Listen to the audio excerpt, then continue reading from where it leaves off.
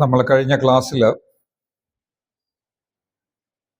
ഒരു പ്രസംഗം ചെയ്യുമ്പോൾ ചെയ്യേണ്ടത് എന്തെല്ലാം എന്നാണ് പഠിച്ചത്. 5ാമത്തെ പാഠമാണത്. പ്രസംഗത്തിൽ ചെയ്യേണ്ടതും ചെയ്യേണ്ടാത്തതും എന്നാണ് ആ പാഠത്തിന് നമ്മൾ തലക്കെട്ട് നൽകിയത്. കഴിഞ്ഞ ക്ലാസ്സിൽ പ്രസംഗത്തിൽ ചെയ്യേണ്ടത് അഥവാ ചെയ്യേണ്ടവ നമ്മൾ ചിന്തിക്കുകയായിരുന്നു. ഏകദേശം 14 അല്ലെങ്കിൽ 15 കാര്യങ്ങൾ ചുരുക്കമായി ആ വിഷയത്തോടുള്ള ബന്ധത്തിൽ വിവരിച്ചിട്ടുണ്ട്. സന്ദർഭം ലഭിക്കുന്നതിനനുസരിച്ച് സന്ദർഭം ലഭിക്കുമെങ്കിൽ അതിൽ ചില പോയിന്റുകൾ കുറച്ചുകൂടെ വിശദമാക്കണം എന്ന് താല്പര്യപ്പെടുന്നുണ്ട്. എന്നാൽ തുടർന്ന് നാം ചെയ്യാനായിട്ട് അല്ലെങ്കിൽ പഠിക്കാനായിട്ട് പോകുന്നത് ഒരു വചന ശുശ്രൂഷയിൽ അല്ലെങ്കിൽ പ്രസംഗം ചെയ്യുമ്പോൾ, പ്രസംഗം തയ്യാറാക്കുമ്പോൾ ചെയ്യരുതാത്തവയാണ്, ചെയ്യാൻ പാടില്ലാത്തവ. അതെന്തെല്ലാമാണ് എന്ന് ഓരോന്നായി നാം ചിന്തിക്കുമ്പോൾ, പഠിക്കുമ്പോൾ ഒരു പക്ഷേ ചിലത് നമുക്കറിയാവുന്നതായിരിക്കാം. എവിടെയെങ്കിലും നാം ഈ നിലയിൽ പ്രസംഗം തയ്യാറാക്കി അവതരിപ്പിക്കുമ്പോൾ അറിയാതെ പോലും ഇങ്ങനെയുള്ള കാര്യങ്ങൾ സംഭവിക്കാതിരിക്കാനായിട്ട് ശ്രദ്ധിക്കണം. അതിനുവേണ്ടിയും കൂടെയാണ് നാം ഈ കാര്യങ്ങൾ ഇവിടെ പറയുന്നത്. ചെയ്യാൻ പാടില്ലാത്തവയിൽ ഒന്നാമത്തേത്, പ്രസംഗം തയ്യാറാക്കാൻ അവസാന നിമിഷം വരെ കാത്തിരിക്കരുത്. പ്രസംഗം തയ്യാറാക്കാൻ അവസാന നിമിഷം വരെ കാത്തിരിക്കരുത്. പലപ്പോഴും കണ്ടിട്ടുണ്ട്, ഞായറാഴ്ച സഭായോഗത്തിന് ഒരു പ്രസംഗം കൊടുക്കാനായിട്ട് അല്ലെങ്കിൽ പ്രസംഗം ചെയ്യാനായിട്ട് ചുമതലപ്പെടുത്തിയ ഒരു വ്യക്തി പലപ്പോഴും ശനിയാഴ്ച വൈകുന്നേരമാണ് പ്രസംഗം തയ്യാറാക്കാനായിട്ട് ശ്രമിക്കുന്നത്. ചിലര് ഞായറാഴ്ച രാവിലെ ശ്രമിക്കുന്നവരുമുണ്ട്. അത് എന്തുകൊണ്ടാണ് പ്രശ്നം എന്ന് ചോദിച്ചാൽ, ഒന്ന്, വേണ്ടത്ര നിലയിൽ തയ്യാറാക്കാനായിട്ട് നമുക്ക് സമയം ലഭിക്കുന്നില്ല എന്നുള്ളതൊരു പ്രശ്നം. തയ്യാറാക്കാൻ സമയം ലഭിക്കുന്നില്ലെന്ന് മാത്രമല്ല, ഇതിൻ്റെ പ്രായോഗിക വശങ്ങളെ കുറിച്ച് ചിന്തിക്കുവാനും നമ്മൾ അല്ലെങ്കിൽ നമ്മുടെ കേൾവിക്കാരാരാണോ ആ കേൾവിക്കാരെയും കൂടെ പരിഗണിച്ചിട്ടാണ് നാം ഈ സന്ദേശം തയ്യാറാക്കേണ്ടത്. പല സന്ദർഭങ്ങളിലും നമ്മുടെ പ്രസംഗം തയ്യാറാക്കുന്ന സമയത്ത് കേൾവിക്കാർ നമ്മുടെ മനസ്സിലുണ്ട്, അവരാരാണെന്നും നമ്മുടെ മനസ്സിലുണ്ട്. നമുക്ക് പരിചിതമായിരിക്കുന്ന സ്ഥലങ്ങളിലാണെങ്കിൽ. എന്നാൽ പരിചയമില്ലാത്ത ഒരു സ്ഥലത്ത് ഒരു പക്ഷേ കേൾവിക്കാരന്റെ ആവശ്യം എന്താണെന്നോ കേൾവിക്കാരാരാണെന്നോ നമുക്ക് നേരത്തെ അറിയാനായിട്ട് സാധിച്ചു എന്ന് വരികയില്ല. അങ്ങനെയുള്ള സന്ദർഭങ്ങളിൽ ഏതെങ്കിലും നിലയിൽ അവരെക്കുറിച്ച് അല്പമെങ്കിലും അറിവ് ആരിലെങ്കിലും കൂടെ അത് സാധിക്കുമെങ്കിൽ ലഭിക്കാൻ നോക്കുന്നത് നല്ലതാണ്.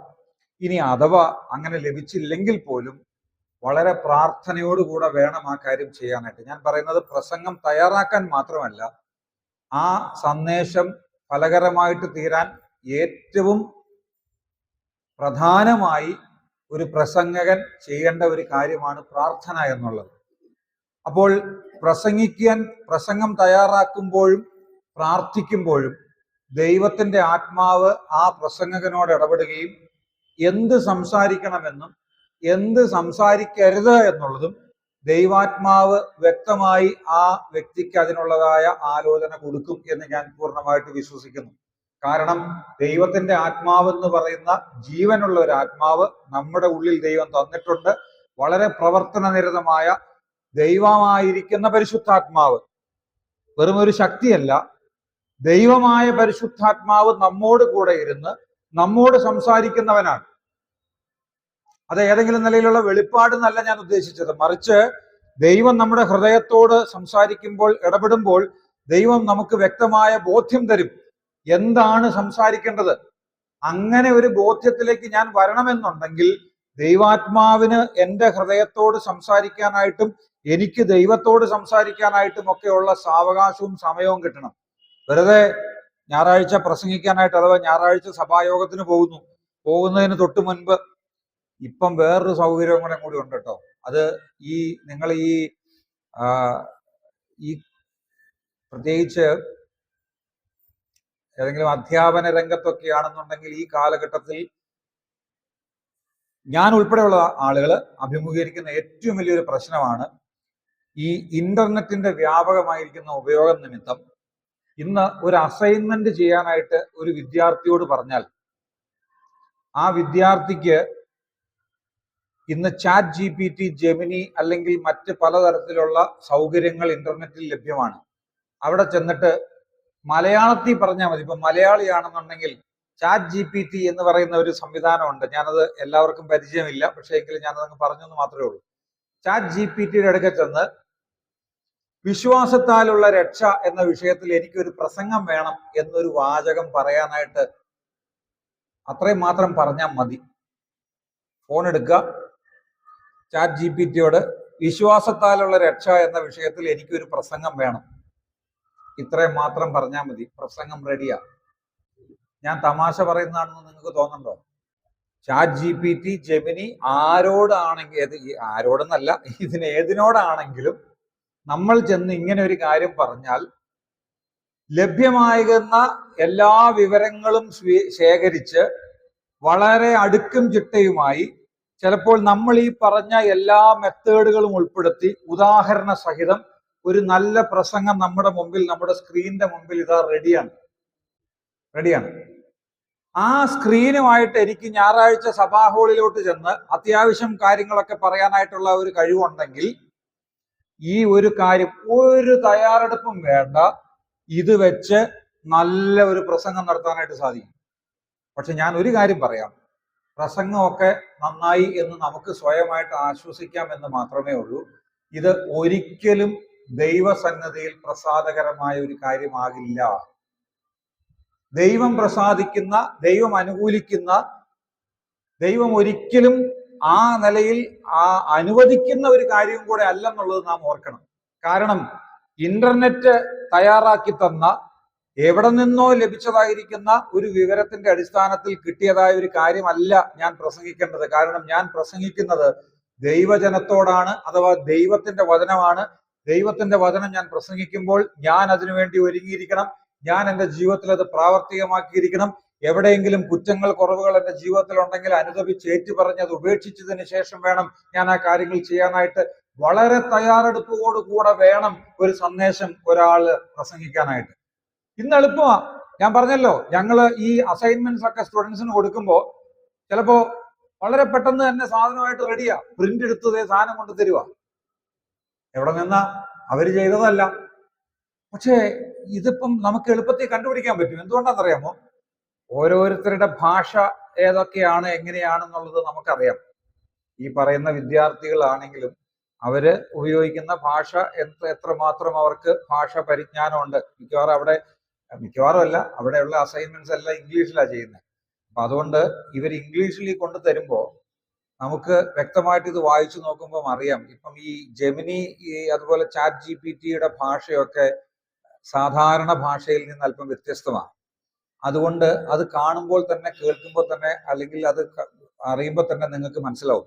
ഇപ്പം ഞാനിപ്പോൾ ഈ ഒരു നോട്ട്, ഇംഗ്ലീഷിൽ തയ്യാറാക്കിയിരിക്കുന്ന ഒരു നോട്ട് മലയാളത്തിലേക്ക് പരിഭാഷപ്പെടുത്തിയത് ഈ ജെമിനിയുടെ, ചാറ്റ് GPTയുടെ സഹായത്തിലാണ്. അതിനകത്ത് തെറ്റുകളുണ്ട്. ആ തെറ്റുകൾ പരിഹരിച്ചതിന് ശേഷം വേണം നിങ്ങൾക്ക് ഇത് തരാനായിട്ട്. അത് ഞാൻ ചെയ്തുകൊണ്ടിരിക്കുക. ഇത് കിട്ടുമ്പോൾ, ഈ നോട്ട് നിങ്ങളുടെ കയ്യിൽ കിട്ടുമ്പോൾ നിങ്ങൾക്ക് അത് വായിക്കുമ്പോൾ തന്നെ മനസ്സിലാകും ഇതിനകത്ത് എന്തോ അല്പം ചില അസ്വാഭാവികതകൾ ഉണ്ടല്ലോ. കാരണം ഇത് സാധാരണ മലയാളം പോലെ അല്ല, ഒരല്പം വ്യത്യാസമുണ്ടല്ലോ എന്ന് നിങ്ങൾക്കും തോന്നും. അത് എന്തുകൊണ്ടാണെന്നറിയാമോ ആ തോന്നല്? അത് മനുഷ്യനല്ല ആ പരിഭാഷ നടത്തിയത്, അത് കമ്പ്യൂട്ടർ ചെയ്ത പരിഭാഷയാണ്. മനുഷ്യൻ ചെയ്ത പരിഭാഷയാണെങ്കിൽ ഇങ്ങനെയല്ല വരിക. അത് കമ്പ്യൂട്ടർ പരിഭാഷ ആയതുകൊണ്ട് ആ കമ്പ്യൂട്ടർ ഭാഷയുടേതായ സ്വാധീനവും അതിന്റെ ഒരു ടച്ചും അതിനകത്ത് വന്നിട്ടുണ്ട്. നമുക്ക് കാര്യം മനസ്സിലായാൽ മതി. അതിനാ ഞാനിപ്പം എളുപ്പത്തിനിപ്പോ ഇത് മുഴുവൻ ഇരുന്ന് മലയാളത്തിലേക്ക് ആ നിലയിൽ ഓരോ വാചകങ്ങൾ പരിഭാഷപ്പെടുത്തി കൊണ്ടുവന്ന് തരാനായിട്ടുള്ള സമയം എനിക്ക് ഉണ്ടായിരുന്നെങ്കിൽ ഞാൻ അത് ചെയ്യുമായിരുന്നു. പക്ഷെ ഈ നോട്ട് ജെമിനി തയ്യാറാക്കിയതോ ചാറ്റ് GPT തയ്യാറാക്കിയതോ ആയിട്ടുള്ള നോട്ടല്ല. ഇത് പരിഭാഷപ്പെടുത്തിയത് അതാണ്. നല്ല കാര്യങ്ങൾക്ക് വേണ്ടി നമുക്കിതെല്ലാം ഉപയോഗപ്പെടുത്താൻ കേട്ടോ. ഈ ChatGPT കൊണ്ട് ഒത്തിരി പ്രയോജനമുണ്ട്. ഞങ്ങളൊരു പുസ്തകം എഴുതി, ഞാനും എൻ്റെ 2 സുഹൃത്തുക്കളും കൂടെ ഒരു പുസ്തകം എഴുതി. ആ പുസ്തകം ഇപ്പോ അത് വാസ്തവത്തിൽ ബൈബിൾ വ്യാഖ്യാന ശാസ്ത്രം എന്നുള്ള നിലയിൽ തലക്കെട്ടിൽ, ഇവിടെ അത് കിട്ടിയോന്ന് എനിക്കറിയില്ല. ഞാനും എൻ്റെ 2 സുഹൃത്തുക്കളും കൂടെ ചേർന്ന്, ജോഷി എബ്രഹാം, അതുപോലെ ഞാനും പിന്നെ മാത്യു KS, ഞങ്ങൾ 3 പേരും കൂടെ ചേർന്നാണ് ആ പുസ്തകം എഴുതിയത്. ആ പുസ്തകം ഇന്ന് ഇന്ത്യയിലുള്ളതായിരിക്കുന്ന മറ്റ് 4 ഭാഷകളിലേക്കും കൂടെ, അതായത് അത് മലയാളത്തിലാണ് ആദ്യം തയ്യാറാക്കിയത്, അതിനുശേഷം അത് ഇംഗ്ലീഷിലോട്ട് പരിഭാഷപ്പെടുത്തി. ആ ഇംഗ്ലീഷിലോട്ട് പരിഭാഷപ്പെടുത്താനായിട്ട് ഞങ്ങൾ ഈ പറയുന്ന ജെമിനിയുടെയും ChatGPTയുടെയും സഹായം തേടിയിട്ടുണ്ട്. അത് ഇംഗ്ലീഷിലോട്ട് പരിഭാഷപ്പെടുത്തി അത് ഇംഗ്ലീഷിൽ പബ്ലിഷ് ചെയ്തു. അത് ഇംഗ്ലീഷിൽ പബ്ലിഷ് ചെയ്തതിന് ശേഷം ഇപ്പോൾ ഇന്ത്യയിലെ മറ്റ് 4 ഭാഷകളിലേക്കും കൂടി അത് പ്രിന്റ് ചെയ്തു. തമിഴ്, തെലുങ്ക്, ഹിന്ദി, അതുപോലെ തന്നെ തമിഴ്, തെലുങ്ക്, ഹിന്ദി, ഒരു ഭാഷയും കൂടെ ഉണ്ട്, എനിക്ക് തോന്നുന്നു ഒറിയ ഭാഷയാണെന്ന് തോന്നുന്നു. അപ്പം ഈ 4 ഭാഷകളിലേക്കും കൂടെ അത് പരിഭാഷപ്പെടുത്തി. കന്നഡയാണ്. അപ്പം ഈ 4 ഭാഷകളിലേക്കും കൂടെ അത് പരിഭാഷപ്പെടുത്തിയത് ഇതുപോലെ തന്നെ നമ്മൾ അവിടെ ഉള്ളതായിരിക്കുന്ന ചില ആളുകളെ സമീപിച്ചു. അവരോട് പറഞ്ഞു, നിങ്ങൾ ഈ ChatGPTയുടെയും ജെമിനിയുടെയും അതുപോലുള്ള ആധുനിക സാങ്കേതിക വിദ്യയുടെ സഹായത്താൽ നിങ്ങൾക്ക് ഇത് പരിഭാഷപ്പെടുത്താനായിട്ട് കഴിയും. അങ്ങനെ പരിഭാഷപ്പെടുത്തുമ്പോൾ പക്ഷെ പലതരത്തിലുള്ള തെറ്റുകൾ അതിനകത്ത് സംഭവിക്കും. ആ തെറ്റുകൾ നിങ്ങൾ കറക്റ്റ് ചെയ്ത് എല്ലാവർക്കും മനസ്സിലാകുന്ന സാധാരണ ഭാഷയിലേക്ക് അത് മാറ്റണം എന്ന് പറഞ്ഞ് അവരും ഈ സാങ്കേതിക വിദ്യ ഉപയോഗിച്ചിട്ടാണ് ഇത് മാറ്റിയിട്ടുള്ളത്. പക്ഷെ അവരൊന്നും ഈ പുസ്തകം തയ്യാറാക്കിയിട്ടില്ല. പുസ്തകം തയ്യാറാക്കിയത് ഞങ്ങളാണ്. അത് പരിഭാഷപ്പെടുത്താനായിട്ട് ഇങ്ങനെ ഒരു സഹായം സ്വീകരിച്ചു എന്ന് മാത്രമേ ഉള്ളൂ. ഇതുപോലെ നമുക്ക് ഈ പറയുന്ന ChatGPTയും ജെമിനിയും ഒക്കെ നല്ല കാര്യങ്ങൾക്ക് വേണ്ടി ഒത്തിരി പ്രയോജനപ്പെടുത്താനായിട്ട് സാധിക്കും. നല്ല ചില ഡിസൈനുകൾ ഉണ്ടാക്കാനും മറ്റു പല കാര്യങ്ങൾക്ക്, നല്ല കാര്യങ്ങൾക്ക് വേണ്ടി ഉപയോഗിക്കാം ഇത്. പക്ഷേ ഒരിക്കലും ഈവൻ ഒരു പ്രസംഗത്തിന്റെ ചില കാര്യങ്ങൾ മനസ്സിലാക്കാൻ വേണ്ടി, ചില ആശയങ്ങൾ കുറച്ചുകൂടെ വ്യക്തമാക്കാൻ വേണ്ടി ചില ചോദ്യങ്ങൾ ഇതിനോടൊക്കെ ചോദിച്ചു എന്ന് കരുതിയും തെറ്റൊന്നുമില്ല. പക്ഷേ ഒരു പ്രസംഗം തയ്യാറാക്കി അവതരിപ്പിക്കുമ്പോൾ ആ പ്രസംഗം എന്റെ പ്രസംഗമാണ്, നിങ്ങളുടെ പ്രസംഗമാണ്. അത് ChatGPT തയ്യാറാക്കി തരുന്ന, ജെമിനി തയ്യാറാക്കി തരുന്ന പ്രസംഗം ആയിരിക്കരുത്. അതുകൊണ്ട് ഞാൻ പറഞ്ഞത്, പ്രസംഗം തയ്യാറാക്കാനായിട്ട് അവസാന നിമിഷം വരെ കാത്തിരിക്കരുതെന്ന് പറയുമ്പോൾ അതിന് വളരെ തയ്യാറെടുപ്പുകൾ ആവശ്യമാണ്, പ്രാർത്ഥന ആവശ്യമാണ്, അതിന് പല റിവ്യൂസ് ആവശ്യമാണ്. ചില ആളുകൾ ഇങ്ങനെ പറയാറുണ്ട്, 1 മണിക്കൂർ നേരത്തെ പ്രസംഗം, 1 മണിക്കൂർ നേരത്തേക്ക് ഉള്ള ഒരു പ്രസംഗം തയ്യാറാക്കാനായിട്ട് ഒരുപക്ഷെ 10 മണിക്കൂർ അത് തയ്യാറാക്കാനായിട്ട്, 1 മണിക്കൂർ നേരത്തെ പ്രസംഗം അത് തയ്യാറാക്കാനായിട്ട് 10 മണിക്കൂറിലധികം ചെലവിടണം. ചില ആൾക്കാർ അതിലും കൂടുതൽ സമയം ചെലവിട്ടാണ് ഓരോ പ്രസംഗം തയ്യാറാക്കുന്നത്. ആ 10 മണിക്കൂർ സമയം ഒരു പ്രസംഗം തയ്യാറാക്കാനായിട്ട് ചെലവിടുമ്പോൾ തന്നെ ഏതാണ്ട് നല്ലൊരു സമയം പ്രാർത്ഥനയ്ക്കായിട്ടും ആ സന്ദേശത്തോടുള്ള ബന്ധത്തിൽ ചെലവിടുകയും ചെയ്യുന്നുണ്ട് പലരും. അത് ഓരോരുത്തർക്കും ദൈവം കൊടുത്തിട്ടുള്ളതായിരിക്കുന്ന ബോധ്യം അനുസരിച്ചാണ് അത് ചെയ്യുന്നത്. ദൈവത്തിന്റെ സന്നദ്ധിയിൽ ആ കാര്യത്തിനോടുള്ള ബന്ധത്തിൽ നാം അത് ചെയ്യണം. അതുകൊണ്ട് അവസാന നിമിഷം വരെ കാത്തിരിക്കരുതെന്ന് പറഞ്ഞാൽ, ഒന്ന് തയ്യാറെടുക്കാനായിട്ടുള്ള ഒരു സാഹചര്യത്തിന് വേണ്ടിയിട്ടാണ് ഞാൻ പറഞ്ഞത്. മറ്റൊന്ന്, നമ്മൾ ഈ പറയുന്ന ഈ തലേ ദിവസമോ അല്ലെങ്കിൽ അതിന് മുന്നത്തെ ദിവസമോ ഒക്കെ തയ്യാറാക്കാനായിട്ട് നമ്മൾ ഇരുന്നാല്, പ്രത്യേകിച്ച് സഭയിൽ എന്തെങ്കിലും ശുശ്രൂഷ ചെയ്യുന്നവരൊക്കെ ആണെന്നുണ്ടെങ്കിൽ, ചിലപ്പോൾ നമ്മൾ ശനിയാഴ്ച വൈകുന്നേരം ഈ പ്രസംഗം തയ്യാറാക്കാനായിട്ട് ഇരിക്കുമ്പോഴായിരിക്കും എന്തെങ്കിലും ഒരു അത്യാവശ്യം വന്നൊന്ന് പോകേണ്ടി വരുന്നത്. കാരണം നമുക്ക് പറയാൻ പറ്റില്ല, ചിലപ്പോൾ വീട്ടിലെ ആവശ്യമായിരിക്കാം, ചിലപ്പോൾ സഭയിലെ തന്നെ ഒരു ആവശ്യമായിരിക്കാം, നമുക്ക് പോകേണ്ടി വരുന്നു. പിന്നെ നമുക്ക് പ്രസംഗം തയ്യാറാക്കാൻ സമയമുണ്ടോ? സമയമില്ല. എന്നിട്ട് നമ്മൾ ചിലപ്പം ചില സന്ദർഭങ്ങൾ നമ്മൾ ചെയ്യാൻ പാടില്ലാത്തതായിരിക്കുന്ന കാര്യങ്ങളിൽ മറ്റൊരു കാര്യമാണ് ഈ വന്നതിന് ശേഷം ഞാൻ ഇന്ന് വേണ്ടവണ്ണം തയ്യാറെടുത്തുകൊണ്ടല്ല പ്രസംഗത്തിന് വന്നിരിക്കുന്നത് എന്നുള്ള ആ ആമുഖത്തിലുള്ള പറച്ചിൽ, അത് ഞാൻ പിന്നാലെ പറഞ്ഞോളാം. അപ്പോൾ തയ്യാറെടുക്കാതെ, അതിന് വേണ്ട അവസാന നിമിഷത്തേക്ക് മാറ്റിവെക്കാതെ നേരത്തെ തന്നെ, നമുക്കറിയാവുന്നതാണെങ്കിൽ നേരത്തെ തന്നെ അത് പ്രിപ്പയർ ചെയ്ത് തയ്യാറെടുത്ത് വെക്കുക. ചില സന്ദർഭങ്ങളിലൊക്കെ നമ്മൾ ഒട്ടും പ്രതീക്ഷിക്കാതെ ചിലപ്പോൾ ഒരു സന്ദേശം കൊടുക്കേണ്ടതായ സാഹചര്യങ്ങൾ വരാം. അതുകൊണ്ട് സമയത്തും അസമയത്തും, ഇവിടെ എഴുതി വെച്ചിട്ടുണ്ടല്ലോ അല്ലെ, സമയത്തിലും അസമയത്തിലും ഒരുങ്ങി നിൽക്കുക എന്നുള്ളത് നാം എപ്പോഴും ശ്രദ്ധിക്കേണ്ടതായിരിക്കുന്ന ഒരു കാര്യമാണ്. ചെയ്യാൻ പാടില്ലാത്ത ഒന്നാമത്തെ കാര്യം, പ്രസംഗം തയ്യാറാക്കാനായിട്ട് അവസാന നിമിഷം വരെ കാത്തിരിക്കരുത്. 2, ആളുകളെ ബോറടിപ്പിക്കരുത്. ബോറടിപ്പിക്കരുത്, വളരെ ഉത്സാഹത്തോടു കൂടി ഇരിക്കണമെന്നാണ് പറഞ്ഞതിന്റെ അർത്ഥം. അതായത് ചെയ്യാൻ പാടില്ലാത്ത ഒരു കാര്യമാണ് ആളുകളെ ബോറടിപ്പിക്കരുത്. നമ്മൾ മനഃപൂർവ്വം ചെയ്യുന്നതാണോ? ആളുകളെ ബോറടിപ്പിക്കരുത് എന്ന് പറയുമ്പോൾ നമ്മൾ മനഃപൂർവ്വം ചെയ്യുന്നതാണോ? ആരെങ്കിലും ബോറടിപ്പിക്കാൻ വേണ്ടി പ്രസംഗിക്കുന്നുണ്ടോ? ഇല്ല. ഈ ബോറടിക്കാനായിട്ട് നമ്മൾ ധാരാളം ബോറടിപ്പിക്കുന്ന പ്രസംഗങ്ങൾ കേട്ടിട്ടുണ്ട്. ഒത്തിരി ബോറടിപ്പിക്കുന്ന പ്രസംഗങ്ങൾ കേട്ടിട്ടുണ്ട്, ഞാനും കേട്ടിട്ടുണ്ട്. ഞാൻ ചിലപ്പോൾ ബോറടിപ്പിക്കുന്ന പ്രസംഗങ്ങൾ നടത്തിയിട്ടുമുണ്ട്. നമ്മളൊന്ന് ചിന്തിച്ചേ, ബോറടിക്കാനായിട്ട് സാധ്യതയുള്ള കാര്യങ്ങൾ എന്തൊക്കെയാണ്? ഒരു പ്രസംഗകൻ എന്ത് ചെയ്യുമ്പോഴാണ് സാധാരണ ബോറടിക്കാൻ സാധ്യതയുള്ളത്? ചില കാര്യങ്ങൾ വെറുതെ അനാവശ്യമായിട്ട് ആവർത്തിക്കുക, അത് ബോറടിക്കാനുള്ള ഒരു കാരണമാണ്. പിന്നെ മറ്റെന്തെങ്കിലും ഒരു കാരണം?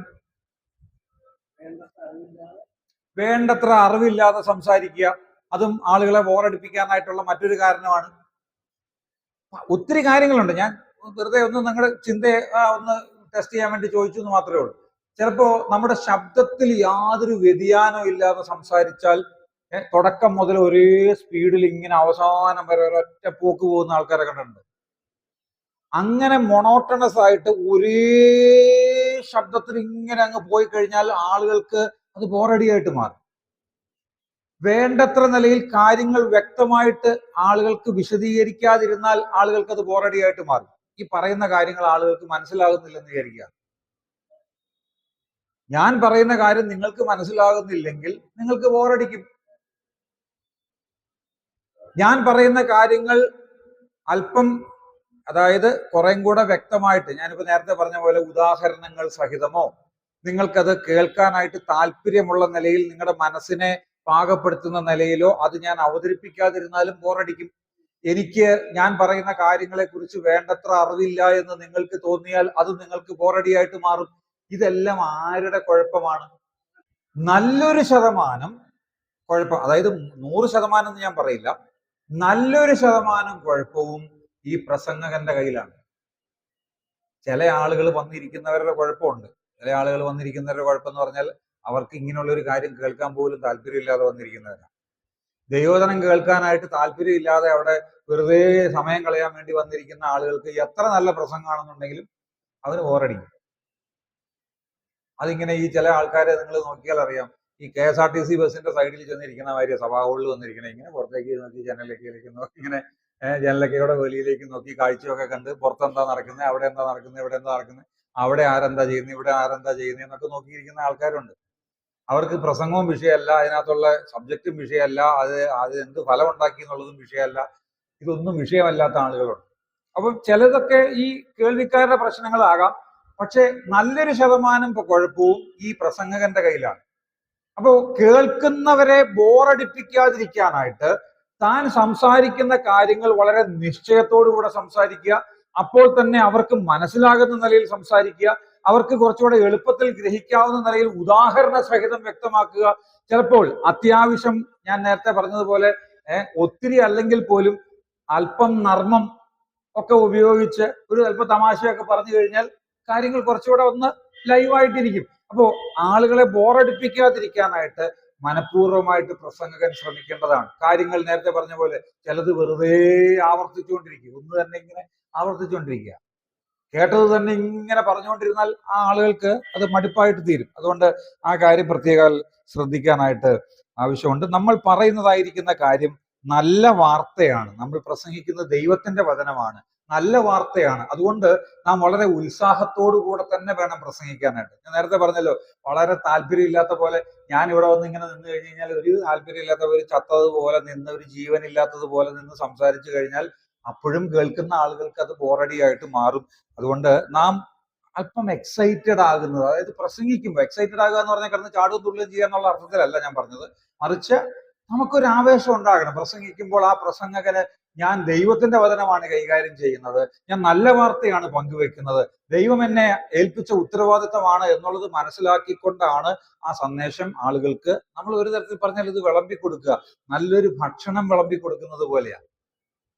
രുചികരമായിരിക്കുന്ന ഒരു ഭക്ഷണം ആളുകൾക്ക് വിളമ്പി കൊടുക്കുന്നത് പോലെ അത്ര മാധുരമായിരിക്കുന്ന അല്ലെങ്കിൽ ആസ്വാദ്യകരമായ ഒരു അനുഭവമാക്കി ഈ പ്രസംഗം നമുക്ക് മാറ്റാനായിട്ട് സാധിക്കും എന്നുള്ളതാണ്. മൂന്നാമത്തെ കാര്യം, ചെയ്യാൻ പാടില്ലാത്ത മൂന്നാമത്തെ കാര്യം, അസ്പഷ്ടമായ പ്രയോഗങ്ങൾ ഒഴിവാക്കുക. അസ്പഷ്ടമായ എന്ന് പറഞ്ഞാൽ മനസ്സിലാക്കാൻ ബുദ്ധിമുട്ടുള്ള പദപ്രയോഗങ്ങൾ ഒഴിവാക്കുക. അത് വിശദീകരിക്കേണ്ട ആവശ്യമില്ല എന്ന് ഞാൻ വിചാരിക്കുന്നു. നിങ്ങൾക്കത് ഞാൻ നേരത്തെയും പറഞ്ഞതാണ്, അതുകൊണ്ട് ആവർത്തിക്കുന്നില്ല. വളരെ വ്യക്തതയോടുകൂടെ സംസാരിക്കുക. കേൾക്കുന്നവന് മനസ്സിലാക്കാൻ കഴിയാത്തതും അല്ലെങ്കിൽ അർത്ഥം ഗ്രഹിക്കാനായിട്ട് ബുദ്ധിമുട്ടുള്ളതുമായിരിക്കുന്ന പദപ്രയോഗങ്ങൾ, കഠിനമായിട്ടുള്ള പദങ്ങൾ പ്രസംഗങ്ങളിൽ നിന്ന് ഒഴിവാക്കുന്നത് എപ്പോഴും നല്ലതാണ്. ചില പ്രസംഗകർ വിചാരിച്ചിരിക്കുന്നത് ചില കഠിന പദങ്ങളൊക്കെ ഉപയോഗിച്ചാൽ മാത്രമാണ് ഞാൻ ഒരു നല്ല പ്രസംഗകനാണെന്ന് കേൾവിക്കാർ മനസ്സിലാക്കുകയുള്ളൂ. സാധാരണ ഭാഷ ഉപയോഗിച്ചാൽ അത് സാധിക്കില്ല എന്ന് ചിന്തിക്കുന്ന ആളുകളുണ്ട്. ഞാനൊരു ഉദാഹരണം പറയാം. അതായത് D.L. മൂഡി എന്ന ദേവദാസൻ, അദ്ദേഹത്തെ കുറിച്ച് പറഞ്ഞിട്ടുള്ളത് താൻ നരകത്തിൽ നിന്ന് 10 ലക്ഷം പേരെ സ്വർഗത്തിലേക്ക് കയറ്റിവിട്ടു എന്നാണ്. അദ്ദേഹത്തെ കുറിച്ച് ഡീപോപ്പുലൈസ്ഡ് ഹെൽ ബൈ 1 മില്യൺ പീപ്പിൾ എന്നാണ് അദ്ദേഹത്തെ കുറിച്ച് പറയാറ്. ഒരു പ്രയോഗം അദ്ദേഹത്തെ കുറിച്ച് കേട്ടിട്ടുള്ളതാണ്. എന്ന് പറഞ്ഞാൽ ഏകദേശം 10 ലക്ഷം ആളുകൾ തന്റെ പ്രസംഗം കേട്ട് രക്ഷിക്കപ്പെട്ടു എന്നാണ് ആ പ്രയോഗത്തിന്റെ അർത്ഥം. 10 ലക്ഷം പേരെ നരകത്തിൽ നിന്ന് സ്വർഗത്തിലേക്ക് പറഞ്ഞു വിട്ട ആളാണ് D.L. മൂഡി എന്നാണ് അദ്ദേഹത്തെ കുറിച്ച് പറയുന്നത്. അപ്പൊ അത്രയും ആളുകൾ ഇദ്ദേഹത്തിന്റെ പ്രസംഗം കേട്ട് രക്ഷിക്കപ്പെട്ടു. 10 ലക്ഷം എന്നുള്ളത് ശരിയാകട്ടെ തെറ്റാകട്ടെ, അത്രയും ആളുകൾ അദ്ദേഹത്തിന്റെ പ്രസംഗം കേട്ട് പെട്ടു എന്നുള്ളത് നമുക്കറിയാം. ഈ D.L. മൂഡി സംസാരിച്ച ഭാഷ സാധാരണ ഇംഗ്ലീഷ് എന്ന് പറഞ്ഞാൽ നമ്മൾ പറയില്ലേ സാധനം ലോക്കൽ ഇംഗ്ലീഷ് എന്നൊക്കെ പറഞ്ഞാൽ, അദ്ദേഹം ഒരു ചെരുപ്പ് കുത്തി ആയിരുന്ന ഒരു വ്യക്തിയാണ്. ആ ചെരുപ്പ് കുത്തിയായിരിക്കുന്ന ആളെന്ന് പറഞ്ഞാൽ ഒരുപക്ഷെ സമൂഹത്തിൽ ഏറ്റവും താഴേക്കിടയിലുള്ള ആളുകളിൽ ഒരാളാണ്. അവര് സംസാരിക്കുന്ന ഇംഗ്ലീഷ് മറ്റ് വലിയ പ്രഗത്ഭന്മാരായിരിക്കുന്ന ആളുകൾ സംസാരിക്കുന്ന ഇംഗ്ലീഷ് പോലെയുള്ള ഇംഗ്ലീഷ് അല്ല.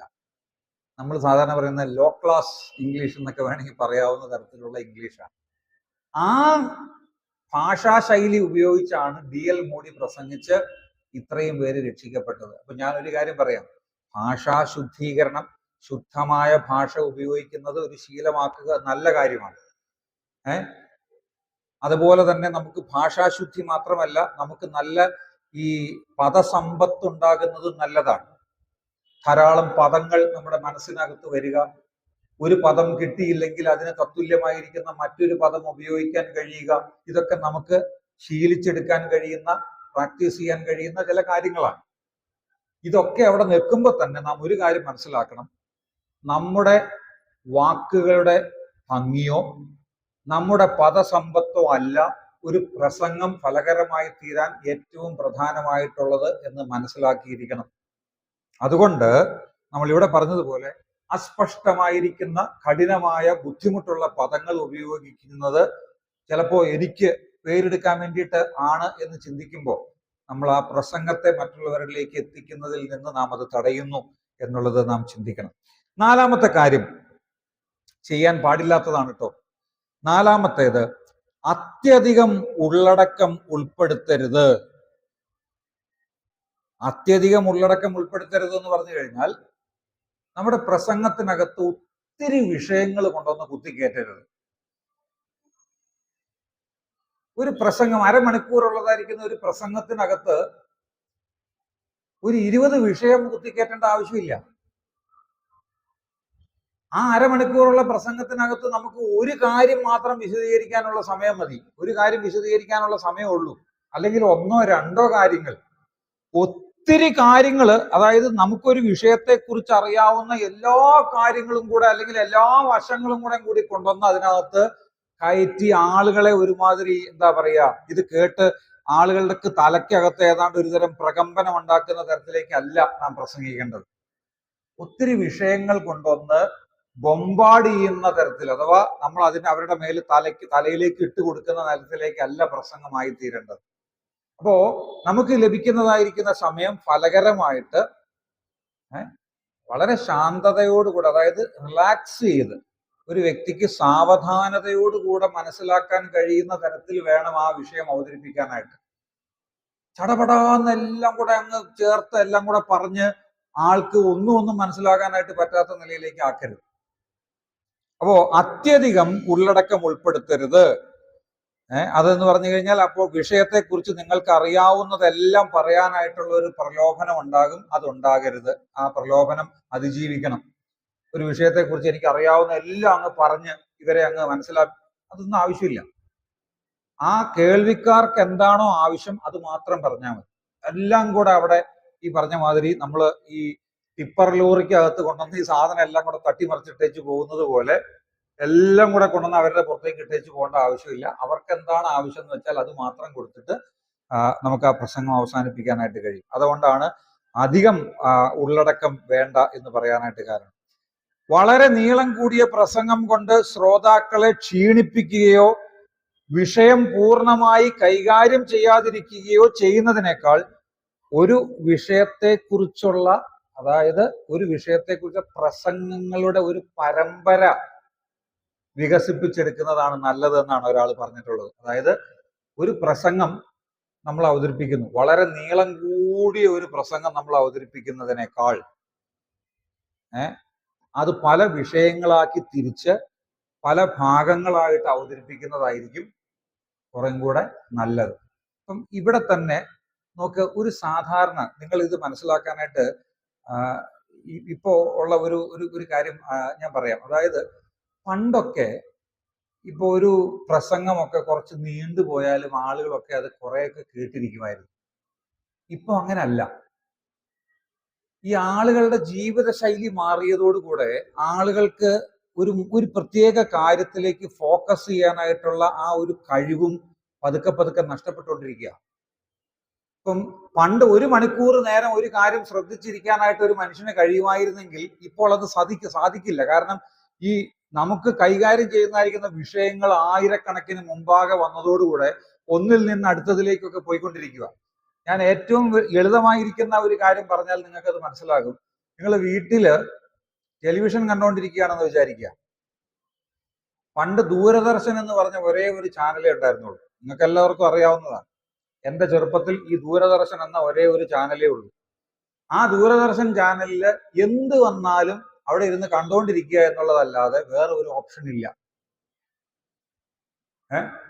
അത് നമുക്ക് ഇഷ്ടപ്പെട്ടതാണെങ്കിലും ഇഷ്ടപ്പെട്ടതല്ലെങ്കിലും നമ്മൾ ആ അതായത് ആ പ്രോഗ്രാം ദൂരദർശനകത്ത് വരുന്നതായിരിക്കുന്ന ആ പ്രോഗ്രാം നമുക്ക് ഇഷ്ടപ്പെട്ടതാണെങ്കിലും ഇഷ്ടപ്പെട്ടതല്ലെങ്കിലും അത് നമുക്ക് കണ്ടുകൊണ്ടിരിക്കും. ഞാൻ കഥകളിയൊക്കെ കണ്ടുകൊണ്ടിരുന്നുണ്ട്. എനിക്കൊന്നും മനസ്സിലായിട്ടൊന്നുമല്ല. കാരണം വേറെ ചുമ്മാ വെറുതെ ഇരിക്കുന്ന സമയത്ത് ഒന്നും കാണാനില്ല. ചിലപ്പോൾ ടി വി വെച്ച് നോക്കിയപ്പം ആ ടി വിക്കകത്തുള്ളത് എന്താ? കഥകളിയാ. കഥ അറിയാതെ ആട്ടം കാണുക എന്ന് നമ്മൾ പണ്ട് കാലത്ത് പറയാറുണ്ട്. ഇതേ കാര്യം തന്നെ പലപ്പോഴും നമ്മൾ വെച്ച് നോക്കിയപ്പോ കഥകളിയാ. പ്രത്യേകിച്ച് വേറെ പരിപാടിയൊന്നുമില്ല, ഇത് കണ്ടുകൊണ്ടിരുന്നു. എന്നാൽ ഇന്നത്തെ അവസ്ഥ എന്താ? ഒരു ടി വി ചാനലിൽ ഞാൻ പലപ്പോഴും സംശയിക്കാറുണ്ട്. ഒരു ടി വി ചാനലിൽ പരസ്യം വന്നാൽ പോലും അത് നമ്മൾ കാണാറുണ്ട്. എന്തിനു വേണ്ടിയാണ് ഇവർ ഈ കാശ് കൊടുത്ത് ഈ പരസ്യം മുഴുവൻ ഈ ടി വി ചാനലിൽ കൂടെ കാണിക്കുന്നതെന്ന് ഞാൻ പലപ്പോഴും സംശയിക്കാറുണ്ട്. കാരണം ഏതെങ്കിലും ഒരു ചാനലിൽ പരസ്യം വന്നു കഴിഞ്ഞാൽ ഉടനെ നമ്മൾ ആ ചാനലിൽ മാറ്റിയിട്ട് അടുത്ത ചാനലിലോട്ട് പോകും. അവിടെ പരസ്യം വരുമ്പോൾ വേറൊരു ചാനലിലോട്ട് പോകും. ഇപ്പൊ അങ്ങനെയാ അവര് ചെയ്യുന്നത്. ഇപ്പൊ എല്ലാം പരസ്യങ്ങളെല്ലാം ഒരേ സമയത്ത് കൊടുക്കുക. അപ്പൊ ഈ പരിപാടി മനസ്സിലായതുകൊണ്ട് അപ്പൊ ഇങ്ങനെ അതിന് നമ്മൾ അതിജീവിക്കും. അവര് എന്തെങ്കിലും പരിപാടി മുമ്പിൽ കണ്ടു കഴിഞ്ഞാൽ ഈ ലോകത്തുള്ള എല്ലാ ചാനലിലെയും ഒരേ സമയം പരസ്യം കൊടുക്കാനൊന്നും പറ്റൂലല്ലോ. നമ്മളാരാ മക്കള്? നമ്മൾ അതിന്റെ അപ്പുറത്ത് കടന്ന് ചിന്തിക്കുന്ന ആൾക്കാരാ. അപ്പൊ ഒരു കാര്യത്തിലേക്ക് മനുഷ്യന്റെ മനസ്സിനെ ഫോക്കസ് ചെയ്ത് നിർത്താനായിട്ട് ഇപ്പം വളരെ പരിമിതികളുണ്ട്. പണ്ടൊക്കെ യൂട്യൂബിലൊക്കെ വീഡിയോകൾ തയ്യാറാക്കുന്ന ആൾക്കാര് 1 മണിക്കൂർ നേരത്തെ വീഡിയോ ഒക്കെ തയ്യാറാക്കിക്കൊണ്ടിരുന്ന ഇപ്പൊ അത്രയും നേരം ഉള്ളതായിരിക്കുന്ന വീഡിയോകളൊന്നും ആരും ഇരുന്ന് കാണില്ല. ഏറ്റവും കൂടിയ ഒരു 20 മിനിറ്റ് റീൽസ് ആയിട്ട് മാറിയല്ല. കാരണം കുറച്ച് സമയമുള്ളൂ. അത് കഴിഞ്ഞ് കഴിഞ്ഞാൽ പിന്നെ അടുത്തതിലേക്ക് പോകണം. ഇപ്പൊ ഇങ്ങനെയൊക്കെ ഉള്ള ഒരു ജീവിത ശൈലി നമ്മുടെയൊക്കെ ചുറ്റും വന്നതുകൊണ്ട് ഈ ദീർഘമായിരിക്കുന്ന നിലയിലുള്ള പ്രസംഗമൊന്നും ഇപ്പൊ ആരും കേട്ടിരിക്കില്ല. അല്ലെങ്കിൽ അത്രയ്ക്കും അതിനുവേണ്ടി കമ്മിറ്റഡ് ആയിട്ടുള്ള സമർപ്പണം ഉള്ളതായിരിക്കുന്ന ആൾക്കാർ മാത്രമേ അങ്ങനെയുള്ള കാര്യങ്ങൾ ചെയ്യുള്ളൂ, അല്ലാത്തവർ ചെയ്യില്ല. അപ്പൊ അതുകൊണ്ട് നമ്മൾ ഈ ഒത്തിരി ദീർഘമായിട്ടുള്ള പ്രസംഗം കൊണ്ട് ഈ ശ്രോതാക്കളെ ക്ഷീണിപ്പിക്കുക. ഇപ്പൊ നമ്മൾ വേദപുസ്തകത്തിലേക്ക് നോക്കുമ്പോൾ ഞാൻ പലപ്പോഴും പറയാറുണ്ട്, ഈ കാര്യങ്ങൾ ബൈബിളിലേക്ക് നോക്കുന്ന സമയത്ത് നമ്മൾ ഈ ത്രോവാസിൽ വെച്ച് നടന്നതായിരിക്കുന്ന ഒരു സംഭവം അപ്പോസ്തല പ്രവൃത്തിയുടെ പുസ്തകം 20-ാം അധ്യായത്തിൽ എഴുതിയിട്ടുണ്ട്. എന്താണെന്നറിയാവോ? പൗലോസ് അപ്പോസ്തലൻ പ്രസംഗിക്കുകയാണ്. പ്രസംഗിച്ചുകൊണ്ടിരുന്നതിനിടയ്ക്ക് ഒരുത്തൻ ഉറങ്ങി വീണു. യൂത്തിക്കോസ് എന്ന് പറയുന്നതായിരിക്കുന്ന ഒരുത്തനാണ്.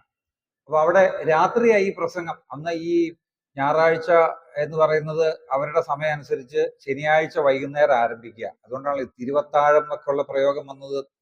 നമ്മൾ അത്താഴം കഴിക്കുന്ന രാത്രിയല്ലേ. നമ്മളിപ്പോ പകലും കർത്തൃമേശ എടുക്കുന്നതിന് തിരുവത്താഴം എന്ന് പറയണത് എന്തിനാ? അത്താഴം എന്ന് പറയുന്നത് രാത്രി കഴിക്കുന്ന സാധനമാണ്, പക്ഷെ പകല് കഴിക്കുന്നതിന് നമ്മൾ അത്താഴം എന്നാ പറയുന്നത്. അത് എന്തുകൊണ്ടാന്ന് വെച്ചാൽ ബൈബിളിൽ അവര് രാത്രിയാണ് ഈ കർത്തൃമേശ. കാരണം അവരുടെ ഞായറാഴ്ച എന്ന് പറയുന്നത് ശനിയാഴ്ച വൈകിട്ട് സമയം കണക്കാക്കിക്കൊണ്ടിരുന്നത് വൈകുന്നേരം 6 മണി മുതൽ പിറ്റേ ദിവസം വൈകുന്നേരം 6 മണി വരെ. നിങ്ങൾക്ക് അറിയാവുന്ന കാര്യമാണ്, ഞാനത് ജസ്റ്റ് ഇങ്ങനെ പറഞ്ഞെന്ന് മാത്രമേ ഉള്ളൂ. അപ്പൊ അതുകൊണ്ട് വൈകുന്നേരം 6 മണി കഴിഞ്ഞപ്പോൾ, ശനിയാഴ്ച വൈകുന്നേരം 6 മണി കഴിഞ്ഞപ്പോൾ അവരുടെ ഞായറാഴ്ച ആരംഭിച്ചു. അപ്പൊ കർത്തൃ ദിവസം, ആഴ്ചവട്ടത്തിന്റെ 1-ാം ദിവസം അവര് വൈകുന്നേരം ഈ പറയുന്ന നമ്മുടെ ശനിയാഴ്ച രാത്രിയാണ് അവരവിടെ കൂടുന്നത്. അങ്ങനെ കൂടി അർദ്ധരാത്രി വരെ പ്രസംഗം നീട്ടിയെന്നാണ് നമ്മൾ വായിക്കുന്നത്. എന്നിട്ടോ ഒരുത്തൻ പ്രസംഗിച്ച് താഴെ വീണിട്ട് പൗലോസ് അപ്പോസ്തലൻ എന്നിട്ടും പ്രസംഗം നിർത്തിയോ? അതാണ് എനിക്ക് ഏറ്റവും വലിയ രസമായിട്ട് തോന്നിയത്. നിങ്ങളത് ആ അപ്പോസ്തല പ്രവൃത്തി 20-ാം അധ്യായം ഒന്ന് വായിച്ചു നോക്കണം. ഈ വ്യക്തിയെ പോയി മരിച്ചവനായിട്ട് എടുത്തോണ്ട് വന്ന് അവനെ ജീവിപ്പിച്ചതിന് ശേഷം പിന്നെ പ്രസംഗിച്ചു. എന്നാ ഒരുത്തൻ താഴെ വീണു, എന്നാ ഞാൻ ഇന്ന് പ്രസംഗം നിർത്തുകയാണ് എന്ന് വിചാരിച്ച് പ്രസംഗം നിർത്തുകയല്ലേ. പിന്നെ അവിടെ കേട്ടിരിക്കാനായിട്ട് ഇഷ്ടം പോലെ ആൾക്കാർ അന്നുണ്ടായിരുന്നു. എനിക്കറിയാം പല സ്ഥലങ്ങളിലും ഇന്നും നമ്മുടെ കേരളത്തിനൊക്കെ വെളിയിൽ പോയി കഴിഞ്ഞാൽ, ഞാൻ പലപ്പോഴും ഈ ആന്ധ്രയിലും ഒറീസയിലും അതുപോലെയുള്ള മറ്റു സ്ഥലങ്ങളിലൊക്കെ ശുശ്രൂഷയ്ക്കായിട്ടൊക്കെ പോയപ്പോ ഞാൻ കണ്ടിട്ടുണ്ട്, എത്ര രാത്രി വരെ വേണമെന്നുണ്ടെങ്കിൽ ഇരുന്ന് കേൾക്കാൻ തയ്യാറായിട്ടുള്ള ആൾക്കാരുണ്ട്. അതൊക്കെ ഈ ഗ്രാമീണ അന്തരീക്ഷത്തിൽ താമസിക്കുന്ന ആൾക്കാരാണെന്നുള്ളത് പ്രത്യേകം ശ്രദ്ധിക്കണം. അവരുടെ വീട്ടിൽ ഈ പറഞ്ഞ TV ഇല്ല, കാര്യങ്ങളും ഇല്ല, മറ്റുള്ളതായിരിക്കുന്ന പരിപാടികളൊന്നുമില്ല. പകലെല്ലാം പോയി പണിയെടുത്തതിന് ശേഷം വന്ന് വൈകുന്നേരം വന്നിരുന്ന് ചിലപ്പോൾ എത്ര മണിക്കൂർ വേണമെങ്കിലും ഒക്കെ വരുന്ന ദൈവവചനം കേൾക്കും. ആഗ്രഹം കൊണ്ട് ചിലപ്പോൾ ചില ആൾക്കാർ ഇരിക്കുന്നതാ. പക്ഷെ എല്ലാ സ്ഥലങ്ങളിലും ഒന്നും അത് നടക്കില്ല. അപ്പൊ അതുകൊണ്ട് ചിലപ്പോഴൊക്കെ ചില കാര്യങ്ങളോടുള്ള ബന്ധത്തിൽ സന്ദർഭത്തിനനുസരിച്ച് നമ്മൾ ഈ കാര്യങ്ങൾ ശ്രദ്ധിക്കാനായിട്ട് ആവശ്യമുണ്ട് എന്നുള്ളതാണ് ഞാൻ പറഞ്ഞത്. ഓക്കെ, 4-ാമത്തെ കാര്യം, അധികം ഉള്ളടക്കം ഉൾപ്പെടുത്തരുത് എന്നുള്ളതാണ് 4-ാമത്തെ കാര്യം പറഞ്ഞത്. 5-ാമത്തേത്, കൈ ചലനങ്ങൾ അതിര് കടന്ന് ഉപയോഗിക്കരുത്.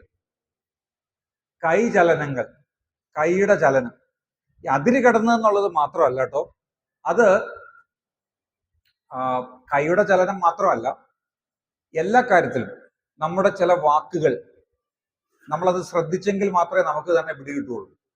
അപ്പം ഞാൻ സംസാരിക്കുന്നതിൽ ഏതെല്ലാം വാക്കുകൾ കൂടുതലായിട്ട് ഉപയോഗിക്കുന്നുണ്ടെന്നുള്ളത് ചിലപ്പോൾ ഞാൻ ശ്രദ്ധിച്ചെന്ന് വരില്ല, എന്നെ കേൾക്കുന്ന ആൾക്കാർ ശ്രദ്ധിക്കും. എന്റെ ചെറുപ്പത്തിൽ ഞാൻ ഓർക്കുന്നുണ്ട്, ഞങ്ങളുടെ സഭയിൽ സംസാരിച്ച ഒരാൾ, ഇന്ന് അദ്ദേഹം നാട്ടിലില്ല, വിദേശത്താണ്. അദ്ദേഹത്തിന്റെ പ്രസംഗത്തില് അദ്ദേഹം തീർച്ചയായിട്ടും എന്നൊരു വാക്ക് സ്ഥിരമായിട്ട് പറയുമായിരുന്നു അദ്ദേഹത്തിന്റെ പ്രസംഗത്തില്. അപ്പം അതായത് രക്ഷിക്കപ്പെടുന്നതിനൊക്കെ മുന്നേ കുഞ്ഞായിരുന്ന സമയത്ത് ഞങ്ങളിങ്ങനെ പറഞ്ഞ തമാശ കളിയൊക്കെയാണ്. നമുക്ക് ഇതിന്റെ ഗൗരവങ്ങളൊന്നും അറിയാൻ പാടില്ലാത്തൊരു സമയമാണല്ലോ. അപ്പോ ഒരു കാര്യം എന്തായിരുന്നു എന്നറിയാവോ? അന്നത്തെ പ്രസംഗത്തില് ഇദ്ദേഹം എത്ര പ്രാവശ്യം തീർച്ചയായിട്ടും എന്ന വാക്ക് ഉപയോഗിച്ചു എന്നുള്ളത് എണ്ണലായിരുന്നു ഞങ്ങൾക്ക് പണി. ഞാൻ പറഞ്ഞു മനസ്സിലായോ? ഈ പ്രസംഗകൻ എത്ര പ്രാവശ്യം തീർച്ചയായിട്ടും എന്നുള്ള വാക്ക് ഉപയോഗിച്ചു. അപ്പോ ഈ നമ്മുടെ ശ്രദ്ധ, അല്ലെങ്കിൽ ഈ ഓഡിയൻസിന്റെ ശ്രദ്ധയെ തിരിക്കുന്ന തരത്തിലുള്ള ചില വാക്കുകള്, ചില പദപ്രയോഗങ്ങള്, ചില ചേഷ്ടകള് ചിലപ്പോഴൊക്കെ നമുക്ക് സംഭവിച്ചു എന്ന് വരാം, അല്ലെങ്കിൽ നമ്മുടെ പദപ്രയോഗത്തിലൊക്കെ അല്ലെങ്കിൽ പ്രസംഗത്തിൽ വന്നു എന്ന് വരാം. ഇവിടെ നമ്മൾ പറയുന്നത് കൈ ചലനങ്ങൾ അതിര് കടന്ന് ഉപയോഗിക്കരുതെന്നാണ്. അതുപോലെ തന്നെ ഞാൻ മറ്റൊരു കാര്യം പറയാം. ഈ ശ്രോതാക്കളുടെ ശ്രദ്ധ ഡൈവേർട്ട് ചെയ്യുന്ന തരത്തിൽ, അതിനെ തിരിച്ചുവിടുന്ന തരത്തിലുള്ള ചില ചേഷ്ടകളൊക്കെ ചിലപ്പോൾ നമ്മൾ കാണിക്കാറുണ്ട്. ഇപ്പൊ ഉദാഹരണത്തിന് ഞാൻ ഇപ്പൊ ഇങ്ങനെ ഈ കാണിച്ചതായിരിക്കുന്ന കാര്യം തന്നെ അതിര് കടന്നാണ് ഉപയോഗിക്കുന്നതെങ്കിൽ ചിലപ്പോൾ ആളുകൾ ഇത് തന്നെ ശ്രദ്ധിച്ചുകൊണ്ടിരിക്കും. എത്ര പ്രാവശ്യം ഞാൻ ഈ കണ്ണട ഇങ്ങനെ കയറ്റി വെച്ചു, നിങ്ങൾ ശ്രദ്ധിച്ചിട്ടുണ്ടോ?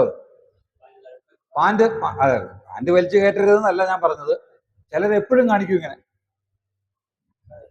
ചില കൈ കൊണ്ടുള്ളതായിരിക്കുന്ന അനാവശ്യമായിട്ടുള്ള ചില പ്രയോഗങ്ങൾ ആളുകളുടെ ശ്രദ്ധയെ തിരിക്കും. നമ്മൾ ഇതൊന്നും മനസ്സിലാക്കിക്കൊണ്ട് ഇപ്പൊ ഈ കാണിക്കുന്ന ആൾ ഇതൊന്നും ശ്രദ്ധിച്ചുകൊണ്ടല്ല ഇത് ചെയ്യുന്നത്, അല്ലെങ്കിൽ ഇത് ആളുടെ ശ്രദ്ധയപ്പെടുന്നില്ല. അത് അറിയാതെ സംഭവിക്കുന്നതാ. അത് ആരെങ്കിലും ശ്രദ്ധയപ്പെടുത്തുമ്പോൾ അത് കറക്റ്റ് ചെയ്യാനായിട്ട് ശ്രദ്ധിക്കണം. ഈ കൈയുടെ ചേഷ്ട, ഞങ്ങള് ബൈബിൾ കോളേജിൽ പഠിച്ചുകൊണ്ടിരുന്ന സമയത്ത് ഇതേപോലെ തന്നെ ഹോമിലെറ്റിക്സിന്റെ ക്ലാസ് എടുത്തുകൊണ്ടിരുന്ന ആ അധ്യാപകൻ ആ ക്ലാസ് ഒക്കെ കഴിഞ്ഞിട്ട് ഞങ്ങൾക്ക് പ്രസംഗിക്കാനായിട്ടൊരു പ്രസംഗ പരിശീലനമാണിത്. ഞങ്ങൾക്ക് പ്രസംഗത്തിന് അവസരം തന്നു. അപ്പോ ഈ പ്രസംഗിക്കാനായിട്ടൊരു സ്റ്റുഡന്റിനോട് പറഞ്ഞു കഴിഞ്ഞപ്പം അദ്ദേഹം വന്ന് ഈ പുൾപിറ്റിൽ ഇത് ഇങ്ങനെ നിന്നു, ഇങ്ങനെ നിന്നതിന് ശേഷം കുറച്ചു നേരം കഴിഞ്ഞപ്പോൾ ഇങ്ങനെ ഈ പ്രസംഗിച്ചുകൊണ്ടിരിക്കുന്നതിനിടയ്ക്ക് പല പ്രാവശ്യം ഇങ്ങനെ തന്നെ ഇങ്ങനെ ഇത് ഓരോ നിമിഷം കഴിയുമ്പോഴും ഇങ്ങനെ കാണിച്ചുകൊണ്ടിരിക്കുക. അപ്പൊ ഇത് പ്രസംഗം എല്ലാം കഴിഞ്ഞു കഴിഞ്ഞപ്പം ഇദ്ദേഹം ചോദിച്ചു, നിങ്ങൾ നാഷണൽ പെർമിറ്റ് ലോറി ഓടിക്കുകയായിരുന്നു? കാരണം ഇങ്ങനെ ഈ സ്റ്റിയറിംഗ് തിരിക്കണ പോലെ ഇങ്ങനെ നിന്ന് ഇങ്ങനെ കാണിച്ചുകൊണ്ടിരിക്കുക. അത് ഒരു ആളുകളുടെ ശ്രദ്ധ തിരിക്കുന്ന തരത്തിലുള്ള ഒരു അംഗവിക്ഷേപമായിരുന്നു, അല്ലെങ്കിൽ ഒരു ശരീരം കൊണ്ടുള്ളതായിരിക്കുന്ന ഒരു ഭാഷയാണ്. നമ്മുടെ ശരീരഭാഷ എന്നുള്ളത് വളരെ പ്രാധാന്യം അർഹിക്കുന്ന ഒരു കാര്യമാണ്. മറ്റുള്ളവരുടെ ശ്രദ്ധ തിരിക്കുന്ന നിലയിലുള്ള എന്തെങ്കിലും കാര്യങ്ങൾ അറിയാതെ, നമ്മൾ മനഃപൂർവ്വം ചെയ്യുന്നതല്ല, അറിയാതെ നമ്മുടെ ഏതെങ്കിലും മുഖഭാവത്തിലോ കൈ ഉപയോഗത്തിലോ എവിടെയെങ്കിലും ഒക്കെ ഉപയോഗിക്കുന്നുണ്ടെങ്കിൽ നമ്മൾ അത് പ്രത്യേകം ശ്രദ്ധിക്കണം. അത് ഞാൻ പറഞ്ഞതുപോലെ ആരെങ്കിലും പറഞ്ഞു തരാനുണ്ടെങ്കിൽ മാത്രമേ ഇത് നമ്മൾ ശ്രദ്ധയപ്പെടുകയുള്ളൂ, അല്ലെങ്കിൽ നമുക്ക് മനസ്സിലാവില്ല. പക്ഷെ അപ്പോൾ തന്നെ നമ്മുടെ ശരീരഭാഷ ശരിയായിരിക്കണം. ഒരാൾ ഇങ്ങനെ അനങ്ങാതെ ഇങ്ങനെ നിന്ന് പ്രസംഗിച്ചു കഴിഞ്ഞാൽ അതുകൊണ്ട് ഒരു കേൾക്കുന്നവർക്കും കാണുന്നവർക്കും അതൊരു സുഖകരമായിട്ട് തോന്നില്ല. ശരീരത്തിന്റെ ചലനങ്ങൾ വേണം, പക്ഷെ ആ ചലനങ്ങൾ അധികമായാൽ അത് അപകടകരമാണ്. അതുകൊണ്ട് കൈ ചലനങ്ങൾ അതുപോലെ തന്നെ ശരീരഭാഷ അത് അതിര് കടന്ന് ഉപയോഗിക്കരുത് എന്നുള്ളതാണ് അഞ്ചാമത് നാം ചെയ്യാൻ പാടില്ലാത്തതായിരിക്കുന്ന കാര്യമായിട്ട് പറഞ്ഞത്. ആറാമത്തെ കാര്യം, പ്രസംഗത്തിൽ ചെയ്യാൻ പാടില്ലാത്ത ആറാമത്തെ കാര്യം, അത്യധികം ബൈബിൾ വചനങ്ങൾ പരാമർശിക്കുന്നത് ഒഴിവാക്കുക. അത്യധികം എന്ന ഞാൻ ഉദ്ദേശിച്ചത് ബൈബിൾ വചനങ്ങൾ പരാമർശിക്കുന്നത് ഒഴിവാക്കുക എന്നല്ല, അധികം ബൈബിൾ വചനങ്ങൾ പരാമർശിക്കുന്നത് ഒഴിവാക്കുക. എന്തെന്നാൽ ആളുകള് ഈ ബൈബിൾ വാക്യങ്ങൾ പരതിക്കൊണ്ടിരിക്കുന്നതിന്റെ ശ്രദ്ധയിൽ പലപ്പോഴും നമ്മൾ പറയുന്ന കാര്യങ്ങൾ അവർ ശ്രദ്ധിക്കാതെ പോകും. ഒരു വാക്യം പറയുന്നു, അത് കഴിഞ്ഞിട്ട് അത് എടുത്തുകൊണ്ട് വരുമ്പോഴത്തേക്കും അടുത്ത വാക്യം പറയുന്നു. അങ്ങനെ ഈ വാക്യങ്ങൾ പരതാനായിട്ട് പോകുന്ന സമയം കൊണ്ട് പല കാര്യങ്ങൾ അവരുടെ ഹൃദയത്തിലേക്ക് ചെല്ലേണ്ടത് പലതും അവർക്ക് നഷ്ടപ്പെടുന്നതായിരിക്കുന്ന ഒരു കാര്യം വരും. വളരെ ശ്രദ്ധാപൂർവം, വളരെ പ്രാർത്ഥനാപൂർവം തിരഞ്ഞെടുത്തതായിരിക്കുന്ന ചുരുക്കം ചില വചനഭാഗങ്ങൾ നമ്മുടെ പ്രസംഗത്തിൽ ഉൾപ്പെടുത്തിയാൽ മതി. ദൈവവചനത്തിന്റെ ശക്തി എന്ന് പറയുന്നത് നമ്മൾ എത്ര വാക്യം പ്രസംഗത്തിൽ ഉപയോഗിച്ചു എന്നുള്ളതിന്റെ അടിസ്ഥാനത്തിലല്ല, നമ്മൾ എങ്ങനെ അത് ഉപയോഗിക്കുന്നു എന്നുള്ളതിന്റെ അടിസ്ഥാനത്തിലാണ്. അതുകൊണ്ട് ശ്രദ്ധാപൂർവം തിരഞ്ഞെടുക്കുന്ന ചില വേദഭാഗങ്ങൾ നമുക്ക് പറഞ്ഞു കൊടുക്കാം. അതല്ലാതെ ഒരു കണക്കില്ലാതെ വചനഭാഗങ്ങൾ ഇങ്ങനെ ഉദ്ധരിച്ചുകൊണ്ടിരിക്കുന്നത് ഒരു ശരിയായ പ്രവണതയല്ല. തിരുവഴുത്തിലേക്ക് എത്താനായിട്ടും അത് പറഞ്ഞതായിരിക്കുന്ന വാക്യം ശരിയായിട്ട് വായിച്ചു ഉൾക്കൊള്ളാനായിട്ടുള്ള സമയവും നമ്മൾ ആ നിലയിൽ കൊടുക്കണം. അതുകൊണ്ടാണ് ഞാൻ ആ നിലയിൽ പറയാനായിട്ട് കാരണമായത്. ഏഴാമത്തേത്, ചെയ്യാൻ പാടില്ലാത്ത ഏഴാമത്തെ കാര്യം, പ്രാവർത്തികമാക്കുന്ന കാര്യത്തോടുള്ള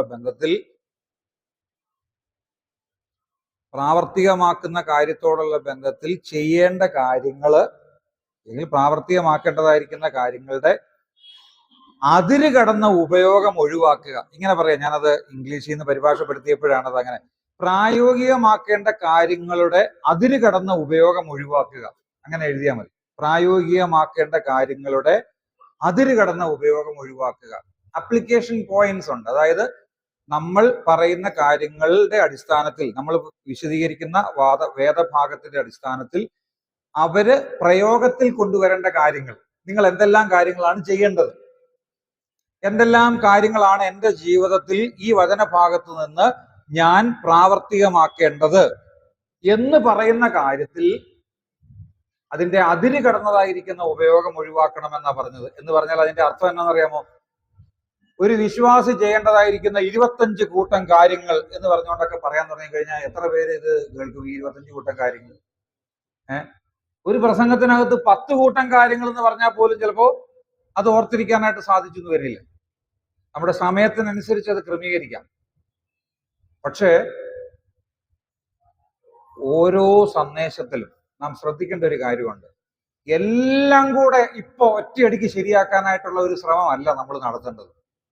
പടിപടിയായിട്ട് എവിടെയാണോ ഇന്നത്തെ സന്ദേശം ഫോക്കസ് ചെയ്യേണ്ടത്, എവിടെയാണോ ഇന്ന് ശ്രദ്ധ കേന്ദ്രീകരിക്കേണ്ടതായിരിക്കുന്ന വിഷയം, ആ വിഷയത്തിൽ ഇന്ന് ശ്രദ്ധ കേന്ദ്രീകരിച്ച് അതിനെക്കുറിച്ച് പറഞ്ഞ് അതിനെ വിശദമാക്കാനായിട്ട് ശ്രമിക്കുക. 10 കാര്യങ്ങൾ പറഞ്ഞാൽ ഈ ആളുകളുടെ ഈ ശ്രദ്ധ മുഴുവൻ ഈ 10 കാര്യങ്ങളിലേക്ക് വികേന്ദ്രീകരിച്ചു പോകും. അതിനനുവദിക്കാതെ 1 2 അല്ലെങ്കിൽ 3 കാര്യങ്ങളിലേക്ക് പരമാവധി കേന്ദ്രീകരിക്കുന്ന നിലയിൽ നമ്മുടെ സന്ദേശങ്ങൾ ക്രമീകരിക്കുന്നതാണ് എപ്പോഴും നല്ലത്. അപ്പോൾ ആ പ്രായോഗികമാക്കുന്ന കാര്യങ്ങളുടെ അമിത പ്രയോഗം, അതിര് കടന്ന ഉപയോഗം ഒഴിവാക്കണം. അതാണ് 7ാമത്തെ കാര്യം. എട്ടാമത്തേത് വചനത്തിൽ പറയുന്ന, അതിൽ വചനത്തിൽ ദൈവം പറയുന്നതിനെ നിങ്ങളുടെ വ്യക്തിപരമായ അഭിപ്രായമായി അവതരിപ്പിക്കരുത്. വചനത്തിൽ ദൈവം പറയുന്നതിനെ നിങ്ങളുടെ വ്യക്തിപരമായ അഭിപ്രായമായി അവതരിപ്പിക്കരുത്. എന്താണെന്നറിയാമോ അങ്ങനെ പറയാനുള്ള കാരണം? പലപ്പോഴും പല പ്രസംഗകരും ഉപയോഗിക്കുന്ന ചില പ്രയോഗങ്ങളാണ്. ഇതിന്റെ അർത്ഥം ഇതാണ് എന്ന് എനിക്ക് തോന്നുന്നു,